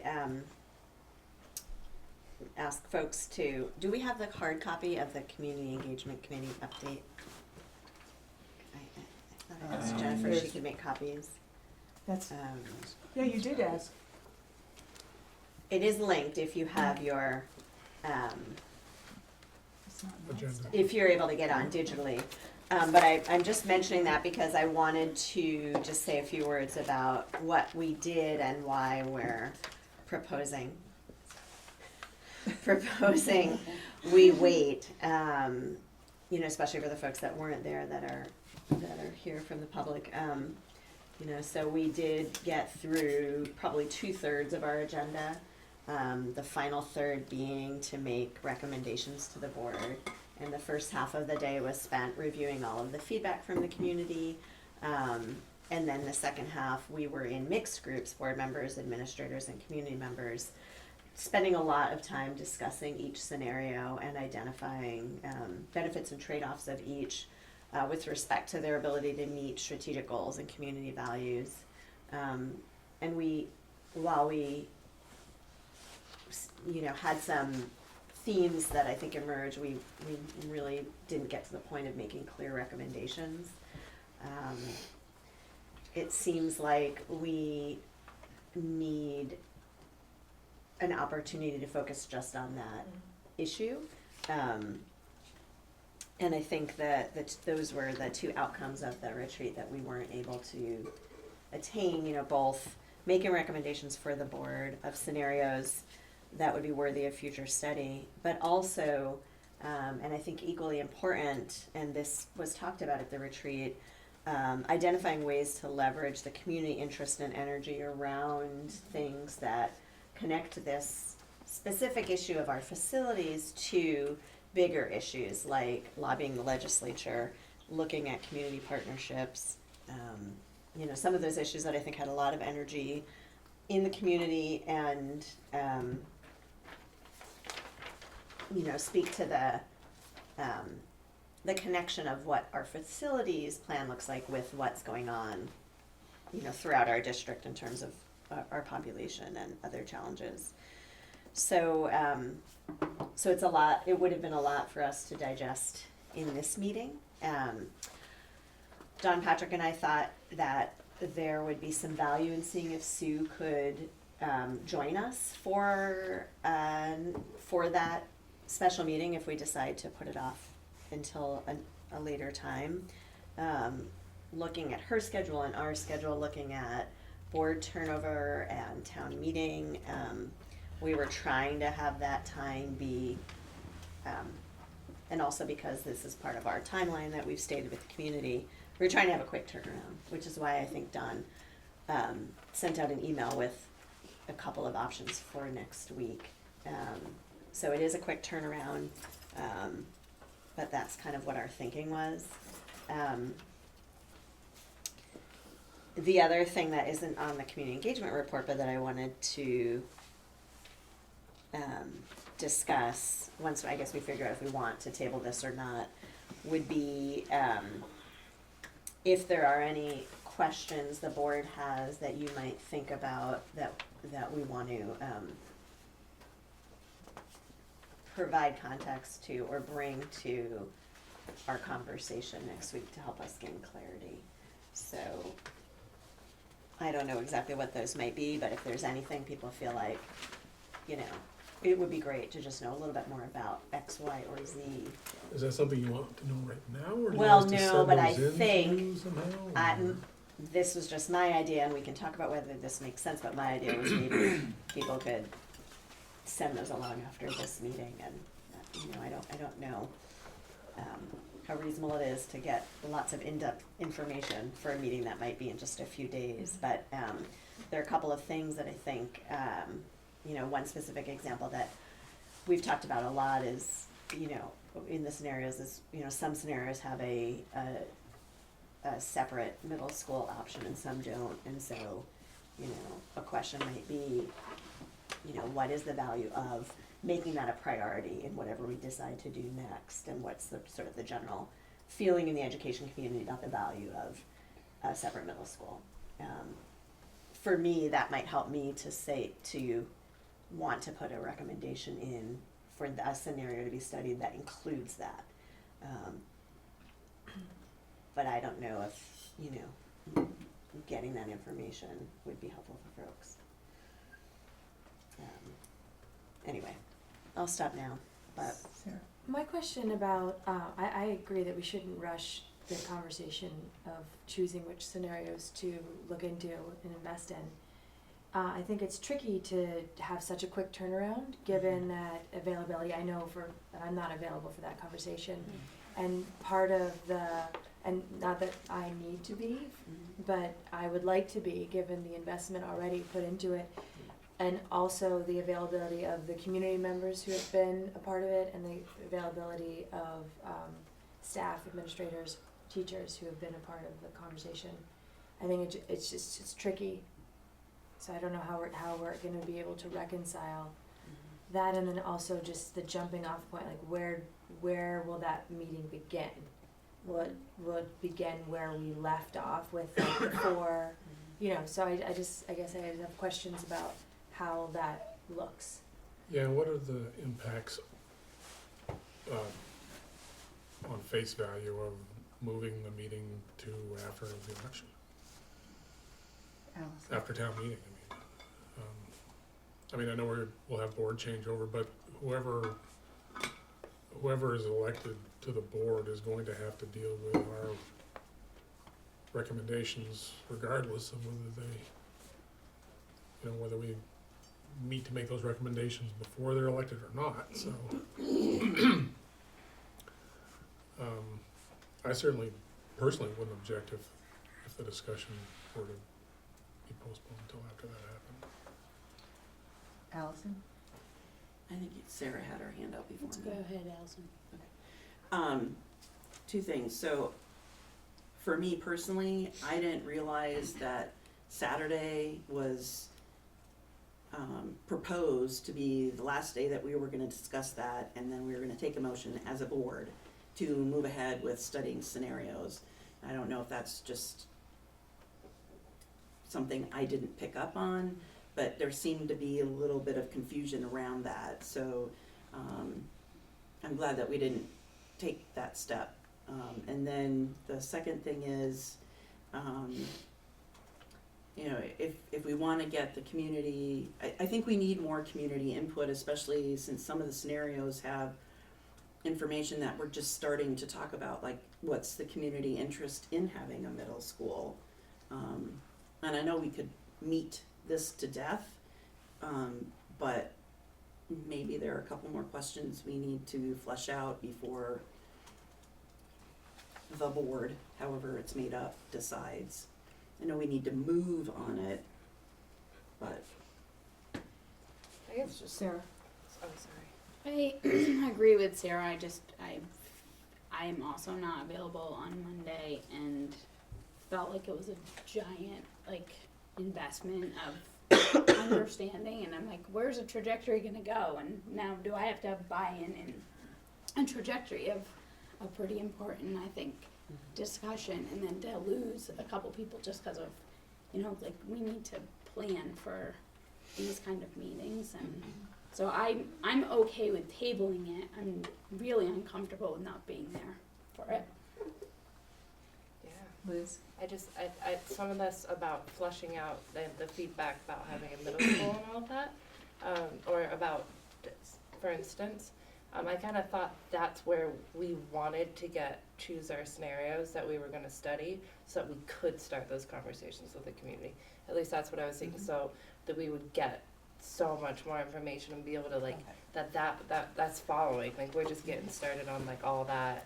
Okay. What's important to people and what would they like, and so we're just trying to pick Yeah, it's really just More I, trying. information. I thought it was, Agree on we were what- gonna start talking to architects No, about the right? 3 to 4 options. That's what I Are thought we you? were gonna start That's- to do. We were Yeah. pretty much That done is- getting community input and moving forward on that. Even once we get those scenarios, to my understanding, the plan is to then take those back to the community and have a whole another round of community engagement before.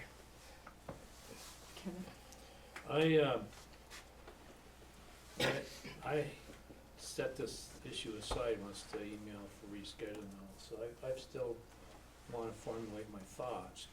Not that that's gonna take me a whole long time, but, I think it's very important. A blank verse from a blank mind. I think it's very important that we maximize the people, particularly at this table, at a meeting. But I also think we should be doing it sooner than later. And if next week doesn't work, then let's start putting a peg in the ground that everybody can get together and not, I understand the whole thing about another month of, we've got 2 people, I guess, that are gonna, 2 positions, I guess I could say, that'll change, but I think most of us will be back.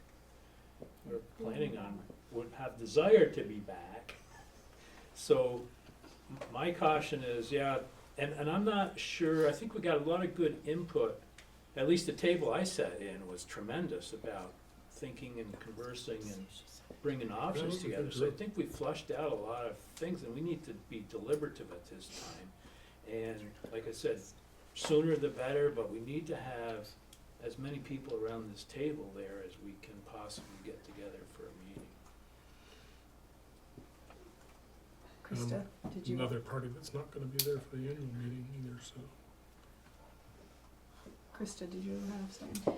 Right, I was just gonna clarify what I think the design was, and we could talk about whether that design makes sense, but I think the design was, community input in the fall, a retreat with admin so that we were getting the opportunity to hear from educational leaders and layer that input in. And then, from those groups, develop, or sort of hang our hat on a couple of ideas that we wanted to further study with the help of architects, feasibility studies. Once those feasibility studies were worked through, we would bring those back to the community for additional input. So my understanding was our next step, whether it's tonight or in the future, would be board conversation. That's not to say we couldn't invite some of those other folks back, but I think that was my understanding, that it would be for this group to then figure out what the next steps were. And to add a little more to that context, in talking with architects about like how long are we looking at for a study like this to be conducted, 3 to 6 months is the range that we were given. So the idea was, if a decision is made today about what to study, then we could feel confident, given a 3 to 6 month range, that by the summer's retreat, we have the results of that study for the board to look at and consider how and what to bring forward to the community to explore further, talk more about, and ultimately working towards some decision, whatever that may be. Sarah? Is this like, so Addison Central had Truex Collins or something like that do their presentation or part of it last night. Is that the kind of study we're having done? Like I guess think maybe something similar. Okay. In terms of understanding more about facilities, I think we'd be in a little different position than Addison Central. I don't know that it's necessarily better or worse, just different in that we would be able to say with a little more precision, these are 3 scenarios that we're interested in understanding more about, so they could apply that lens as they're studying facilities and needs and other things, which I think could offer some value to the process. One of the questions I have in the study, I think Sarah has a Okay. follow-up. Yep. So like option 1 was status quo, which is just looking at, I'm not actually sure, that would be like their Collins, Truex, whatever it's called, study. because it's just looking at here's what we have and here's the basic needs to get it up to whatever and maintenance. And then there were a couple of other options that were open to, you know, multiple, you might need 2 elementary schools, but you would still need that study to kind of get you to that spot. Am I correct? It's a lot of the same information, yes, because part Right. of what they would also look at is what's the sort of functional capacity of each school, Right. given their makeup, in addition to the needs of the school, immediate, long range. There will for sure be work out of our office that needs to be done, thinking about sort of from an educational practices, right? They're not educators, so there's an educational lens that needs to be applied as well. And it's that combination of all of that work that is 3 to 6 months that they're anticipating. So is that something we could authorize to have happen sooner rather than later without going, I'm just throwing Sure. that out there. From my perspective, the design of our approach, and Krista, you can say otherwise if you think so. The design of our approach was, so other places have gone to a place of, let's do a facilities study. Right. And from that, we'll talk with our communities about options that we as a board think warrant further discussion or decision. Our approach is very different. Let's engage with the community first, get a sense of community values. What is it we might strive to achieve as we think about facilities? Then, with that information, let's talk about what scenarios are we interested in knowing more about and working with the community to arrive at those, and then studying those scenarios. So I think the when and the how the community is engaged with is different for us. Yeah. And I want to make sure that we're not straying from that. Agreed. Steve? So just to sort of repeat what you said earlier, this exercise isn't necessarily just a building exercise. There's lots of, not just educational issues, but sort of business management, financial wizardry involved in picking apart the different, oh, that's gonna cause this to happen, or that's gonna cause this to happen. I'm assuming you guys feel that you can plug that piece into whatever the architectural numbers say? We feel that way, I think, Okay. and we'll see when we Without start doing maybe that. pulling even another person in from outside to, I think there's potential that we analyze need the to do whole- that, yes. yeah. And I've already had some conversations with people, giving them a heads up that we may need to reach out for some help. Okay. Andrew? So it sounds like this conversation is about when we're gonna get back together and pick these scenarios. Is there some sort of time advantage for us if the board could at least agree to go with option 0, because we wanted to study that as a baseline and get that one moving, and then pick the alternatives to option 0, or was it 0? It was One. One. Option 1, status quo. Whatever it was. Patient Status zero. quo 1 plus. Ground zero. Well, status quo might also provide some baseline information for But sort the of, other if we're sort of scenarios. agreeing that that would be something we would wanna look at in comparison to whatever else we chose, that we could start to task someone to get working on that. I don't know if there's any time advantage to that. Perhaps, I guess where my mind is going, maybe there's a time advantage, maybe even more likely thinking about potential implications procedurally and public perception-wise.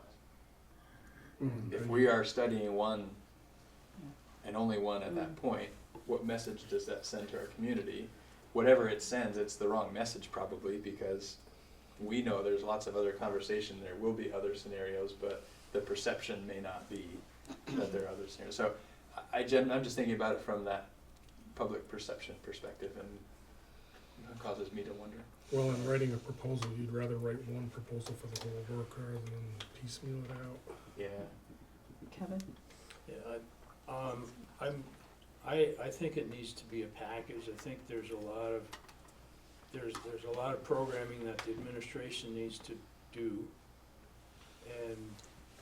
or get done. I mean, having an architect start doing a space study is kind of like the end of the process. There's a lot of things that are gonna have to happen and get discussed amongst us kids and get into the weeds, if you will, before we do that. And it doesn't make any sense to go out and get somebody started, because quite honestly, if they have trouble coming up with the next scenarios and not to their schedule, then the whole thing's gonna fall apart anyway. So we really need a package, and we need a lot of internal programming and homework done first. And I feel like we're close and there's some momentum, so. Yeah. Krista? I appreciate what folks have said about trying to ensure we have, maximum participation, and if it isn't as great a concern about potential board turnover, then I would suggest I don't even know if I want to make a motion. Well, there is a But motion already okay. to table. Well, I would suggest we consider passing that motion and then making another one to ask Dawn, or just asking Dawn to find a doodle poll opportunity for this group that is going to be turning over to get together as soon as possible. Like the next available date where we can all be together. Okay. And I think while there is some urgency with time, I appreciate the desire that the community has expressed, and that I think a lot of us feel, which is we want to not rush into anything. We want to take our time with this process, and Patrick's willingness to be, allowing that process to unfold, I think I really appreciate. So that might be more important than worrying about potential board turnover. Allison? To expand on my comment about being unsure that Saturday was anticipated to be the last day of discussion and we were gonna move forward tonight, I don't think the community knows that that's what we were doing. And we only had a few community members there. I don't know if the intent was to have community members there to help us make that decision? No.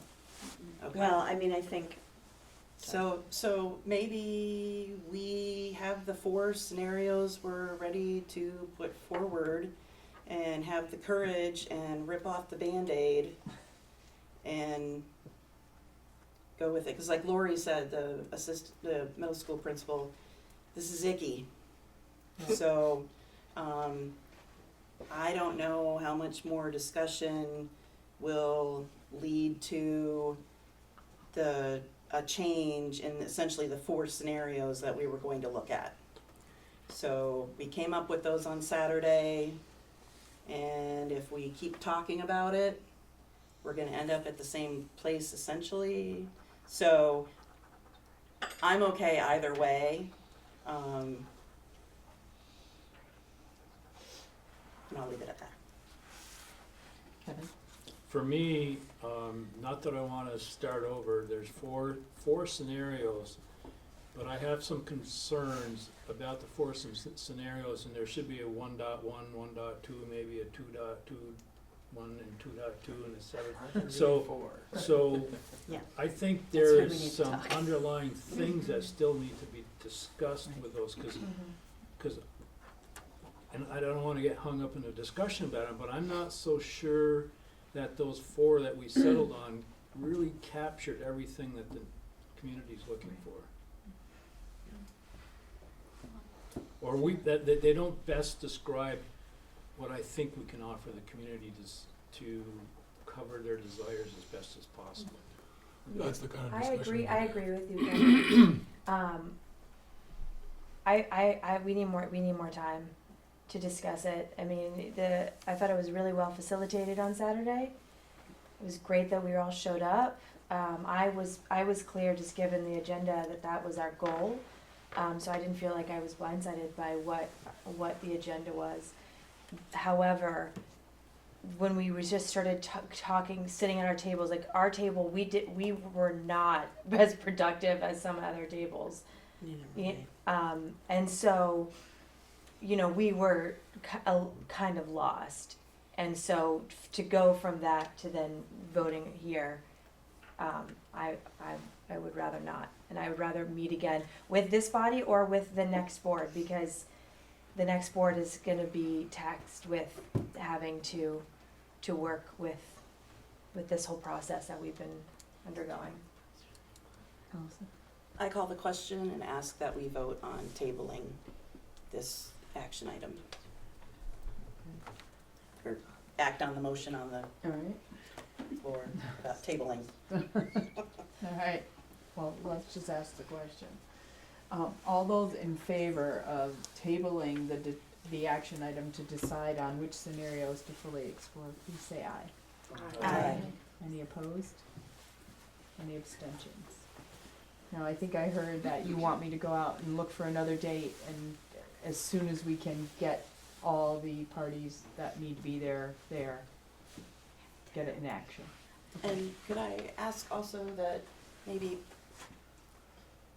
Dawn, somehow we get a synopsis of the interpretation of the things we're thinking of talking about? Krista, might you have some Or enlightenment? maybe they might already exist. Is that the next No. agenda item? No, it's not, but at the very bottom of my report, it says the Community Engagement Committee will prepare a full report of this retreat to share. Okay, great. So yes, it's in the Okay. works, yes. Great. Because, just even referencing it tonight begs the need to get it out to everybody. What did we Right, do? so What that we did all talk know about? exactly Yes. where we ended up Yeah. and can move beyond that. All right. Can I briefly put a plug in about the doodle poll that I'm assuming will help get out there? Please complete it. Yes. Timely completion. That part of it? It really is important. Like our success rate in getting everyone to respond to a doodle poll request is very low, which makes it hard to pick a date that we want everyone to be there. So we can only know everyone can make it if everyone fills out the doodle poll. So knowing that it's coming, please look for it and fill it out as soon as you can. Yes. Okay, next is an update on negotiations. We've had one meeting and all is well. Not a lot to report, all is well. Thank you. We're Thank meeting this you. week. Thank you.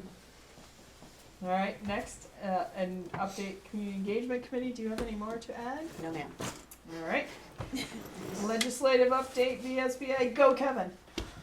So there was a meeting the 8th of this month, and it was actually a pretty full meeting, and I did send around some highlights to everybody, and I don't have any additional information, but just to recap, there was a presentation or discussion with the employers of the VHI Bargaining for Health, talking about different things to tweak, if you will, or change with the existing statute. And they were talked in the afternoon with Senator Baruth, who is the education chair. Couple things that they dwelled on is the finding was a one-page document. There was no rationalization of why the arbitrator chose which position he did. And then they commented something to the fact that the NEA went back, the union's NEA, right? Or, yeah, NEA went back and wanted to push for a immediate start date as opposed to the calendar year start date. And the arbitrator wrote 4 pages on that decision. So there's a big push to get commentary, rationalization when this cycle happens again. There is, and I think on both sides, I got the impression, a displeasure with this arbitration style where you pick one side or the other, and there will likely be some modifications to allow the arbitrator to pick and choose or modify based on hearings on both sides. Like I said, Senator Ed Phil Baruth came and talked about the Senate's agenda and plans. He alluded to both the Senate and the House didn't have big plans. They both had a couple little pet projects to do. But from his point of view, there's gonna be a lot of time spent on Act 11 and Act 173, which comes into play a lot with the, what's it called? Waiting study, the waiting study, which will probably be a big discussion. People at the VSBA made it clear to him that it should be looked at as a package deal, that if it starts getting politicked and this gets tweaked and that gets tweaked, it's kind of like a house of cards and it will all collapse, because it was, everybody seems to think it was a very well done report, and is probably as good as you can get with a report. There was a person, it was headed up by UVM, there was co-sponsored or co-written or co-studied with somebody from Rutgers who actually came up on that particular day to testify with the UVM people, and then there was another company, I can't remember the name. So there's a lot of activity there. They did report out on a lot of activity that the VSBA is getting spun up with, which they have since sent out an email to everybody with a summary. There is a staff member, Susan Holson, who's the Director of Education, that's soliciting board members, either local or VSBA, for a little mini podcast to put on the website. She wants to get a lot of communication out this year with people of why they're on the board and you know, exciting things and challenges that they receive. So she's pitching that a lot, and actually I sent this out and somebody actually responded to it, so I feel great. And regional meetings, I sort of talked, the last meeting that they were looking to do spring meetings instead of fall, and they backpedaled on that, and they've changed back to fall meetings with a discussion in the fall as to whether it makes more sense to do the regional meetings in the spring or keep them in the fall. There's, I don't have any experience with it. Apparently the staff feels that they are not as well attended as they could be if they were done at a different point in the year. So that's kind of in a nutshell what's going on. Great. We're in legislative season, so. All right, thank you. All right, community council update.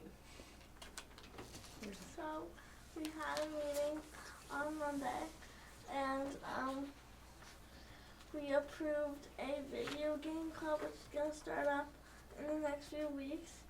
And we also approved a chess club, and that's already started. It's been a big hit, which is good. We approved a board game club, and we just need to advertise about it more. And then we had a proposal for a running club, which we approved. And then we also had a proposal for an alpine ski club through Bolton Valley. And we asked the people to come back with a bit more information about transportation and financial stuff, and we were talking about maybe developing a thing in the budget about just focusing on giving students equal access to all these different opportunities that may limit some people financially, because Bolton does give out scholarships, but there's still rental stuff if you don't have your own fees, or if they don't have donated equipment. So, and then I think, is there anything else? You're meeting in the 3 groups also? Yeah, we're subcommittees. meeting in subcommittees. We have the school board group, which is obviously working to communicate with you guys between us. And then we have the Constitution group, which they're trying to revise our Constitution. And then we have PR and media. So just while working to spread the word about community council, and yeah, I think that's it. Great, thank you. Does anyone have any questions for Hannah? Can we get that PR group to work for I us? was gonna say. Yeah, we need a little help. Hannah, how many people have to sign a petition to have the council approve a club, like the running club or the chess club? So we're proposal based. So a person or people can submit a proposal and then write why the current situation is an issue and what they want to do to resolve it. And so then we review it for 2 meetings and then we vote on it. So it's not necessarily a signature thing, but it's more of a proposal based thing. So we review it and we talk about it and we ask the people. We have the people come to 2 of the meetings. We ask them any additional questions that we have, and then when we feel like we're ready to vote on it, we vote on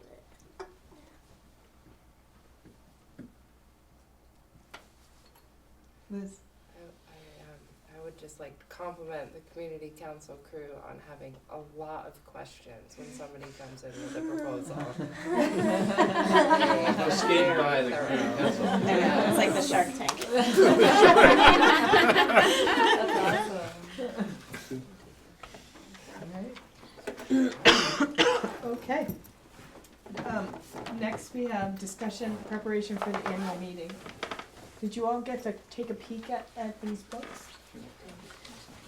They're still very drafty, but So while you're passing that around and looking through it, at the last meeting you asked me to put some additions in the chair letter, which I did. But in looking at the format of what's there, it really you asked me to point out more things that were happening at the schools, which I did. But now it seems very redundant because there's some great stuff already in there. It doesn't seem like I should go down that avenue with the chair letter.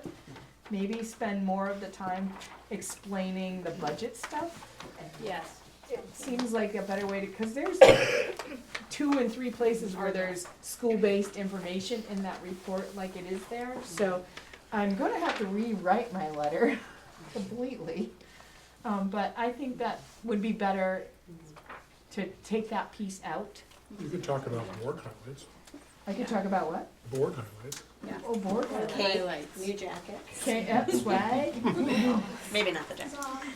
And highlight how the budget reflects the strategic plan and Yeah. what the Yeah, I could the strategic elaborate. plan is working toward the specific 2 things that Take all of my new vest. the administration is focusing on. Okay, so that'll be tomorrow's work because Jen's waiting on it.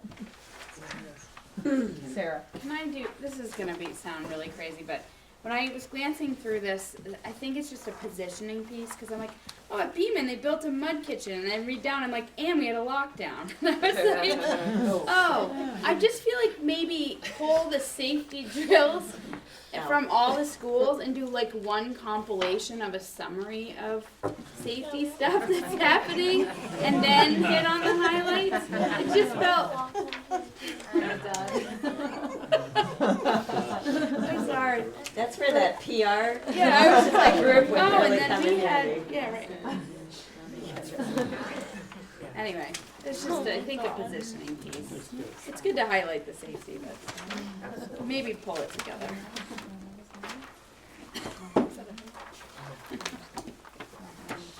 The Lincoln's photograph is from 7 years ago. Oh, no. It's in the staff photography. Oh, that is my child at the moment. At least You guys have the one from the March book that's hanging up in the hallway. Oh yeah, that would be a really good This one. has- Let's put them all. this has all- Beth Nelson's the go-to for all photos. Yes. Otherwise, I like it. Good, yes. It's really excellent. nice. This is so much better. Except for that one that there is a feeling of wanting to open this document. Yes. Yeah. Like, what's that? Oh. Yeah. Picture of the lunch is nice. So this is the draft, you'll get It's very draft. Yeah, there are pages in there that are blank, that are placeholders, so. What's page 50, policy governance? Yeah, what's that? What is that? What are you expecting to be there? That looks like it has my name all over it. Jennifer actually just came in to me today and said, so, what were you thinking with this page? I'm like, good question. I tried to go back through. Where I landed, I think, was, it seemed maybe there was an opportunity to talk about policy governance and the governance structure sort of from an educational perspective to help people understand. As you're about to hear, as you're about to learn who the board members are and hear about some of the board work, to understand how the board functions may be of value. That's probably Yes. true. Yeah. Pamphlet Yeah. somewhere, like the pamphlet they did down at, Well, it's gonna be a late night tomorrow night. And I can work with Jennifer on the pressure on the timeline. So Awesome, that would help tremendously. the pressure that Jennifer was putting on people was to have something enough to put a draft of this together to share with you tonight, to get some feedback, and so you can see this is something that's a pretty significantly different look. Like it. And because it's a significantly different look, I didn't want you to be surprised by that when we're mass producing these and they're going out all over. So this was an opportunity for you to see it, understand it, ask questions, offer feedback, and Thank you. it takes a little bit of pressure off. Okay, How about a few weeks? Does that sound okay? I don't need a few weeks. Are you kidding? This is one of those have courage and just go. Yeah, if you give a few weeks. Yeah, yeah. She's been after me as much as you, I think, to get my parts done.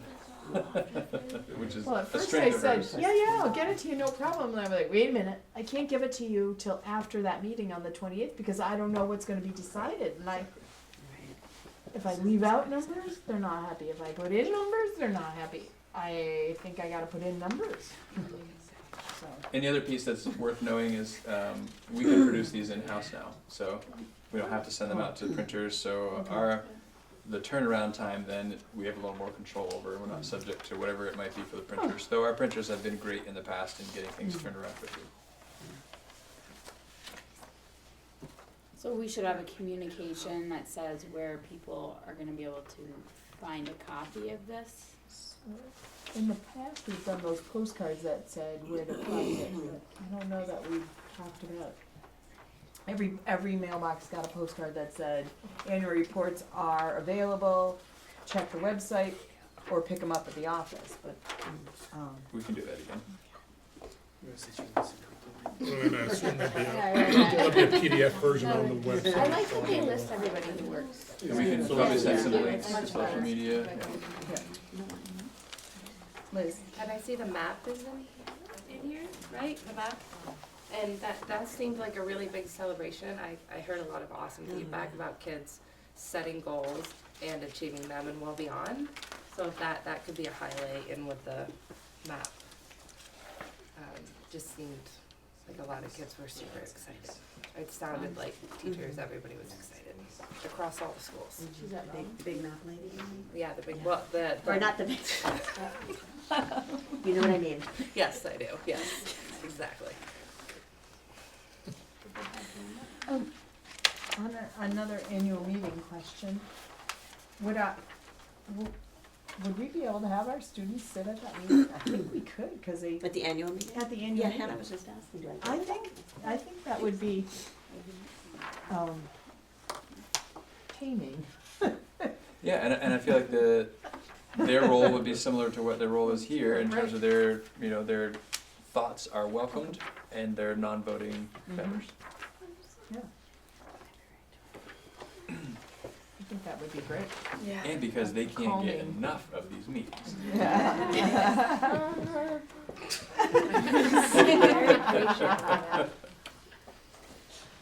I have one Sarah. more question about the meeting. Just as a reminder, there's first the annual meeting, Right. and then we have our other Regular meeting. business And meeting. at that, the Hannaford Career Center also comes to that meeting. Remember, we talked about moving that to having a presentation time, a period, we talked about this like several meetings ago about picking so many times a year when we have presentations. So I'm planning. And nothing else, or Well, no? Planning, at this Or- meeting, this is when we have our presentations, and this is when we have our presentations, instead of cramming it in. Because we don't have any control over how long the annual meeting goes. We Right. sit and wait until it's done, and then we have to begin ours at the conclusion of it, so. So does that Hannaford Career Center need to come to that meeting, or can it come to the following one? I'm just curious. I think the idea is similar to our annual meeting in that it's an opportunity for the Career Center director to explain the budget that people are gonna vote on. Okay. That's true. So is that the first thing at the, on our agenda? It Once has we been get to the historically, second yeah. part of the meeting, Yeah. okay. And that's typically out of respect of their Career Center director, so they can get in, do their piece and go, not Yeah. have to hang around for us. Though they hang around for us because our annual meeting usually runs over. I think last year we started an hour late, Yes. close to it. And there's nothing we can do about it. I mean, Well, we got more budget Yeah. line items this year, so that should solve. Well, they wanted a different report, and they're getting a different report. They asked for more information, and we have responded. Yes. Whether it Yeah. solves the problem or exacerbates the problem, we'll have to see that day, I guess. Right. And the Hannaford annual meeting is February 12th. Okay. If anybody is interested in attending and getting information about the upcoming budget and things that have gone on in this past year. Are we done? No, we're not done. Hang on. All right, so no executive sessions needed, and we have public who is still here, and is there any public comment? Oh, sorry. Just amongst each other. We were speaking fondly about our, like our high Fun school teachers. English teachers. We were, it was education related. No, I just came to hear, to listen, and, yes, and I am, I have spoken before that I am the president of the Teachers Association, and we are kind of working to try to get a little bit more of a presence here, just so that we hear what's going on and, and just, hopefully have some things to say at public comment. So thanks for having me. Thanks for having me, for all your work. Did we have an Anyone else? M? Did we vote for an M? Yeah, well, that we moved M to the discussion and community council to L, so we got through it. Oh, okay. Yep, we just Okay. got through all of it. Now, any other public comment? Please have some cake. Take some with I'm you. taking some. Next, we need to do our meeting evaluation, but I wanted to ask you a question about whether you would, if you think it would be useful to have one person appointed at the meeting to, throughout the meeting, look to evaluate as we go, and then at the end, they complete the evaluation based on their observations. What do you think about that? Yes. I think that sounds fun. And would they, Everybody willing to would they see- say then, here's what I said, does everybody agree at the end, or no? Just, we're appointing Their you, evaluation. It would be their evaluation. their evaluation. Of- So, I mean. So are you gonna assign it every month, and if somebody doesn't show up to the meeting, you have to reassign it, or? We could, or we can, Volunteer. yeah, we can volunteer. Or assign it at the beginning of the meeting. and- Yeah, at the beginning of the meeting, And we put could the say. name in with the agenda item. Oh, I was Kristen. like, She's not. Technique Houston class. You can handle it. Yeah. I'd have to bring All right, let's something. try it and see what happens. But does somebody have the computer open that they could do the board evaluation? Maybe Sarah? Sure. Would there be maybe a different format in the new version? Hopefully we've got that same format. I think we probably one come thing on, at a time. Okay. Let's stick to one thing at a time. Okay. Let's see if we got the new copy this time. Oh yeah, this is actually a little fancier than it used to be. I'm gonna get sick of seeing my name. What is the level of engagement? Yes, still that. Was the agenda followed? Yes.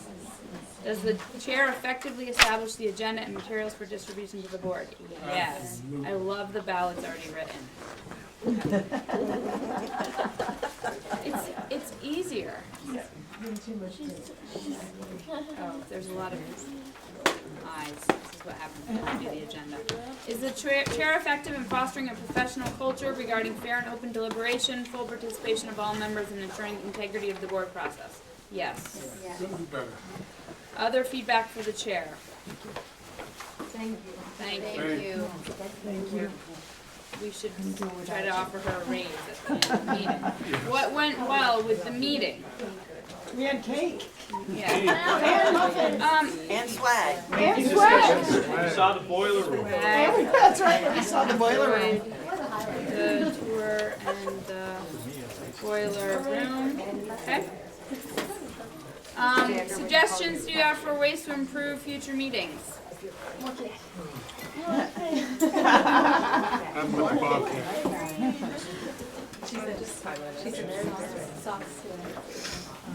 Soft, sweet, and sad. Sweet, Okay, are you all set? All right, all those, is there a motion to adjourn? So moved. Second. Sarah and Steve, all those in favor of adjourning, please say aye. Aye. Any opposed? Any abstentions? Oh, yeah.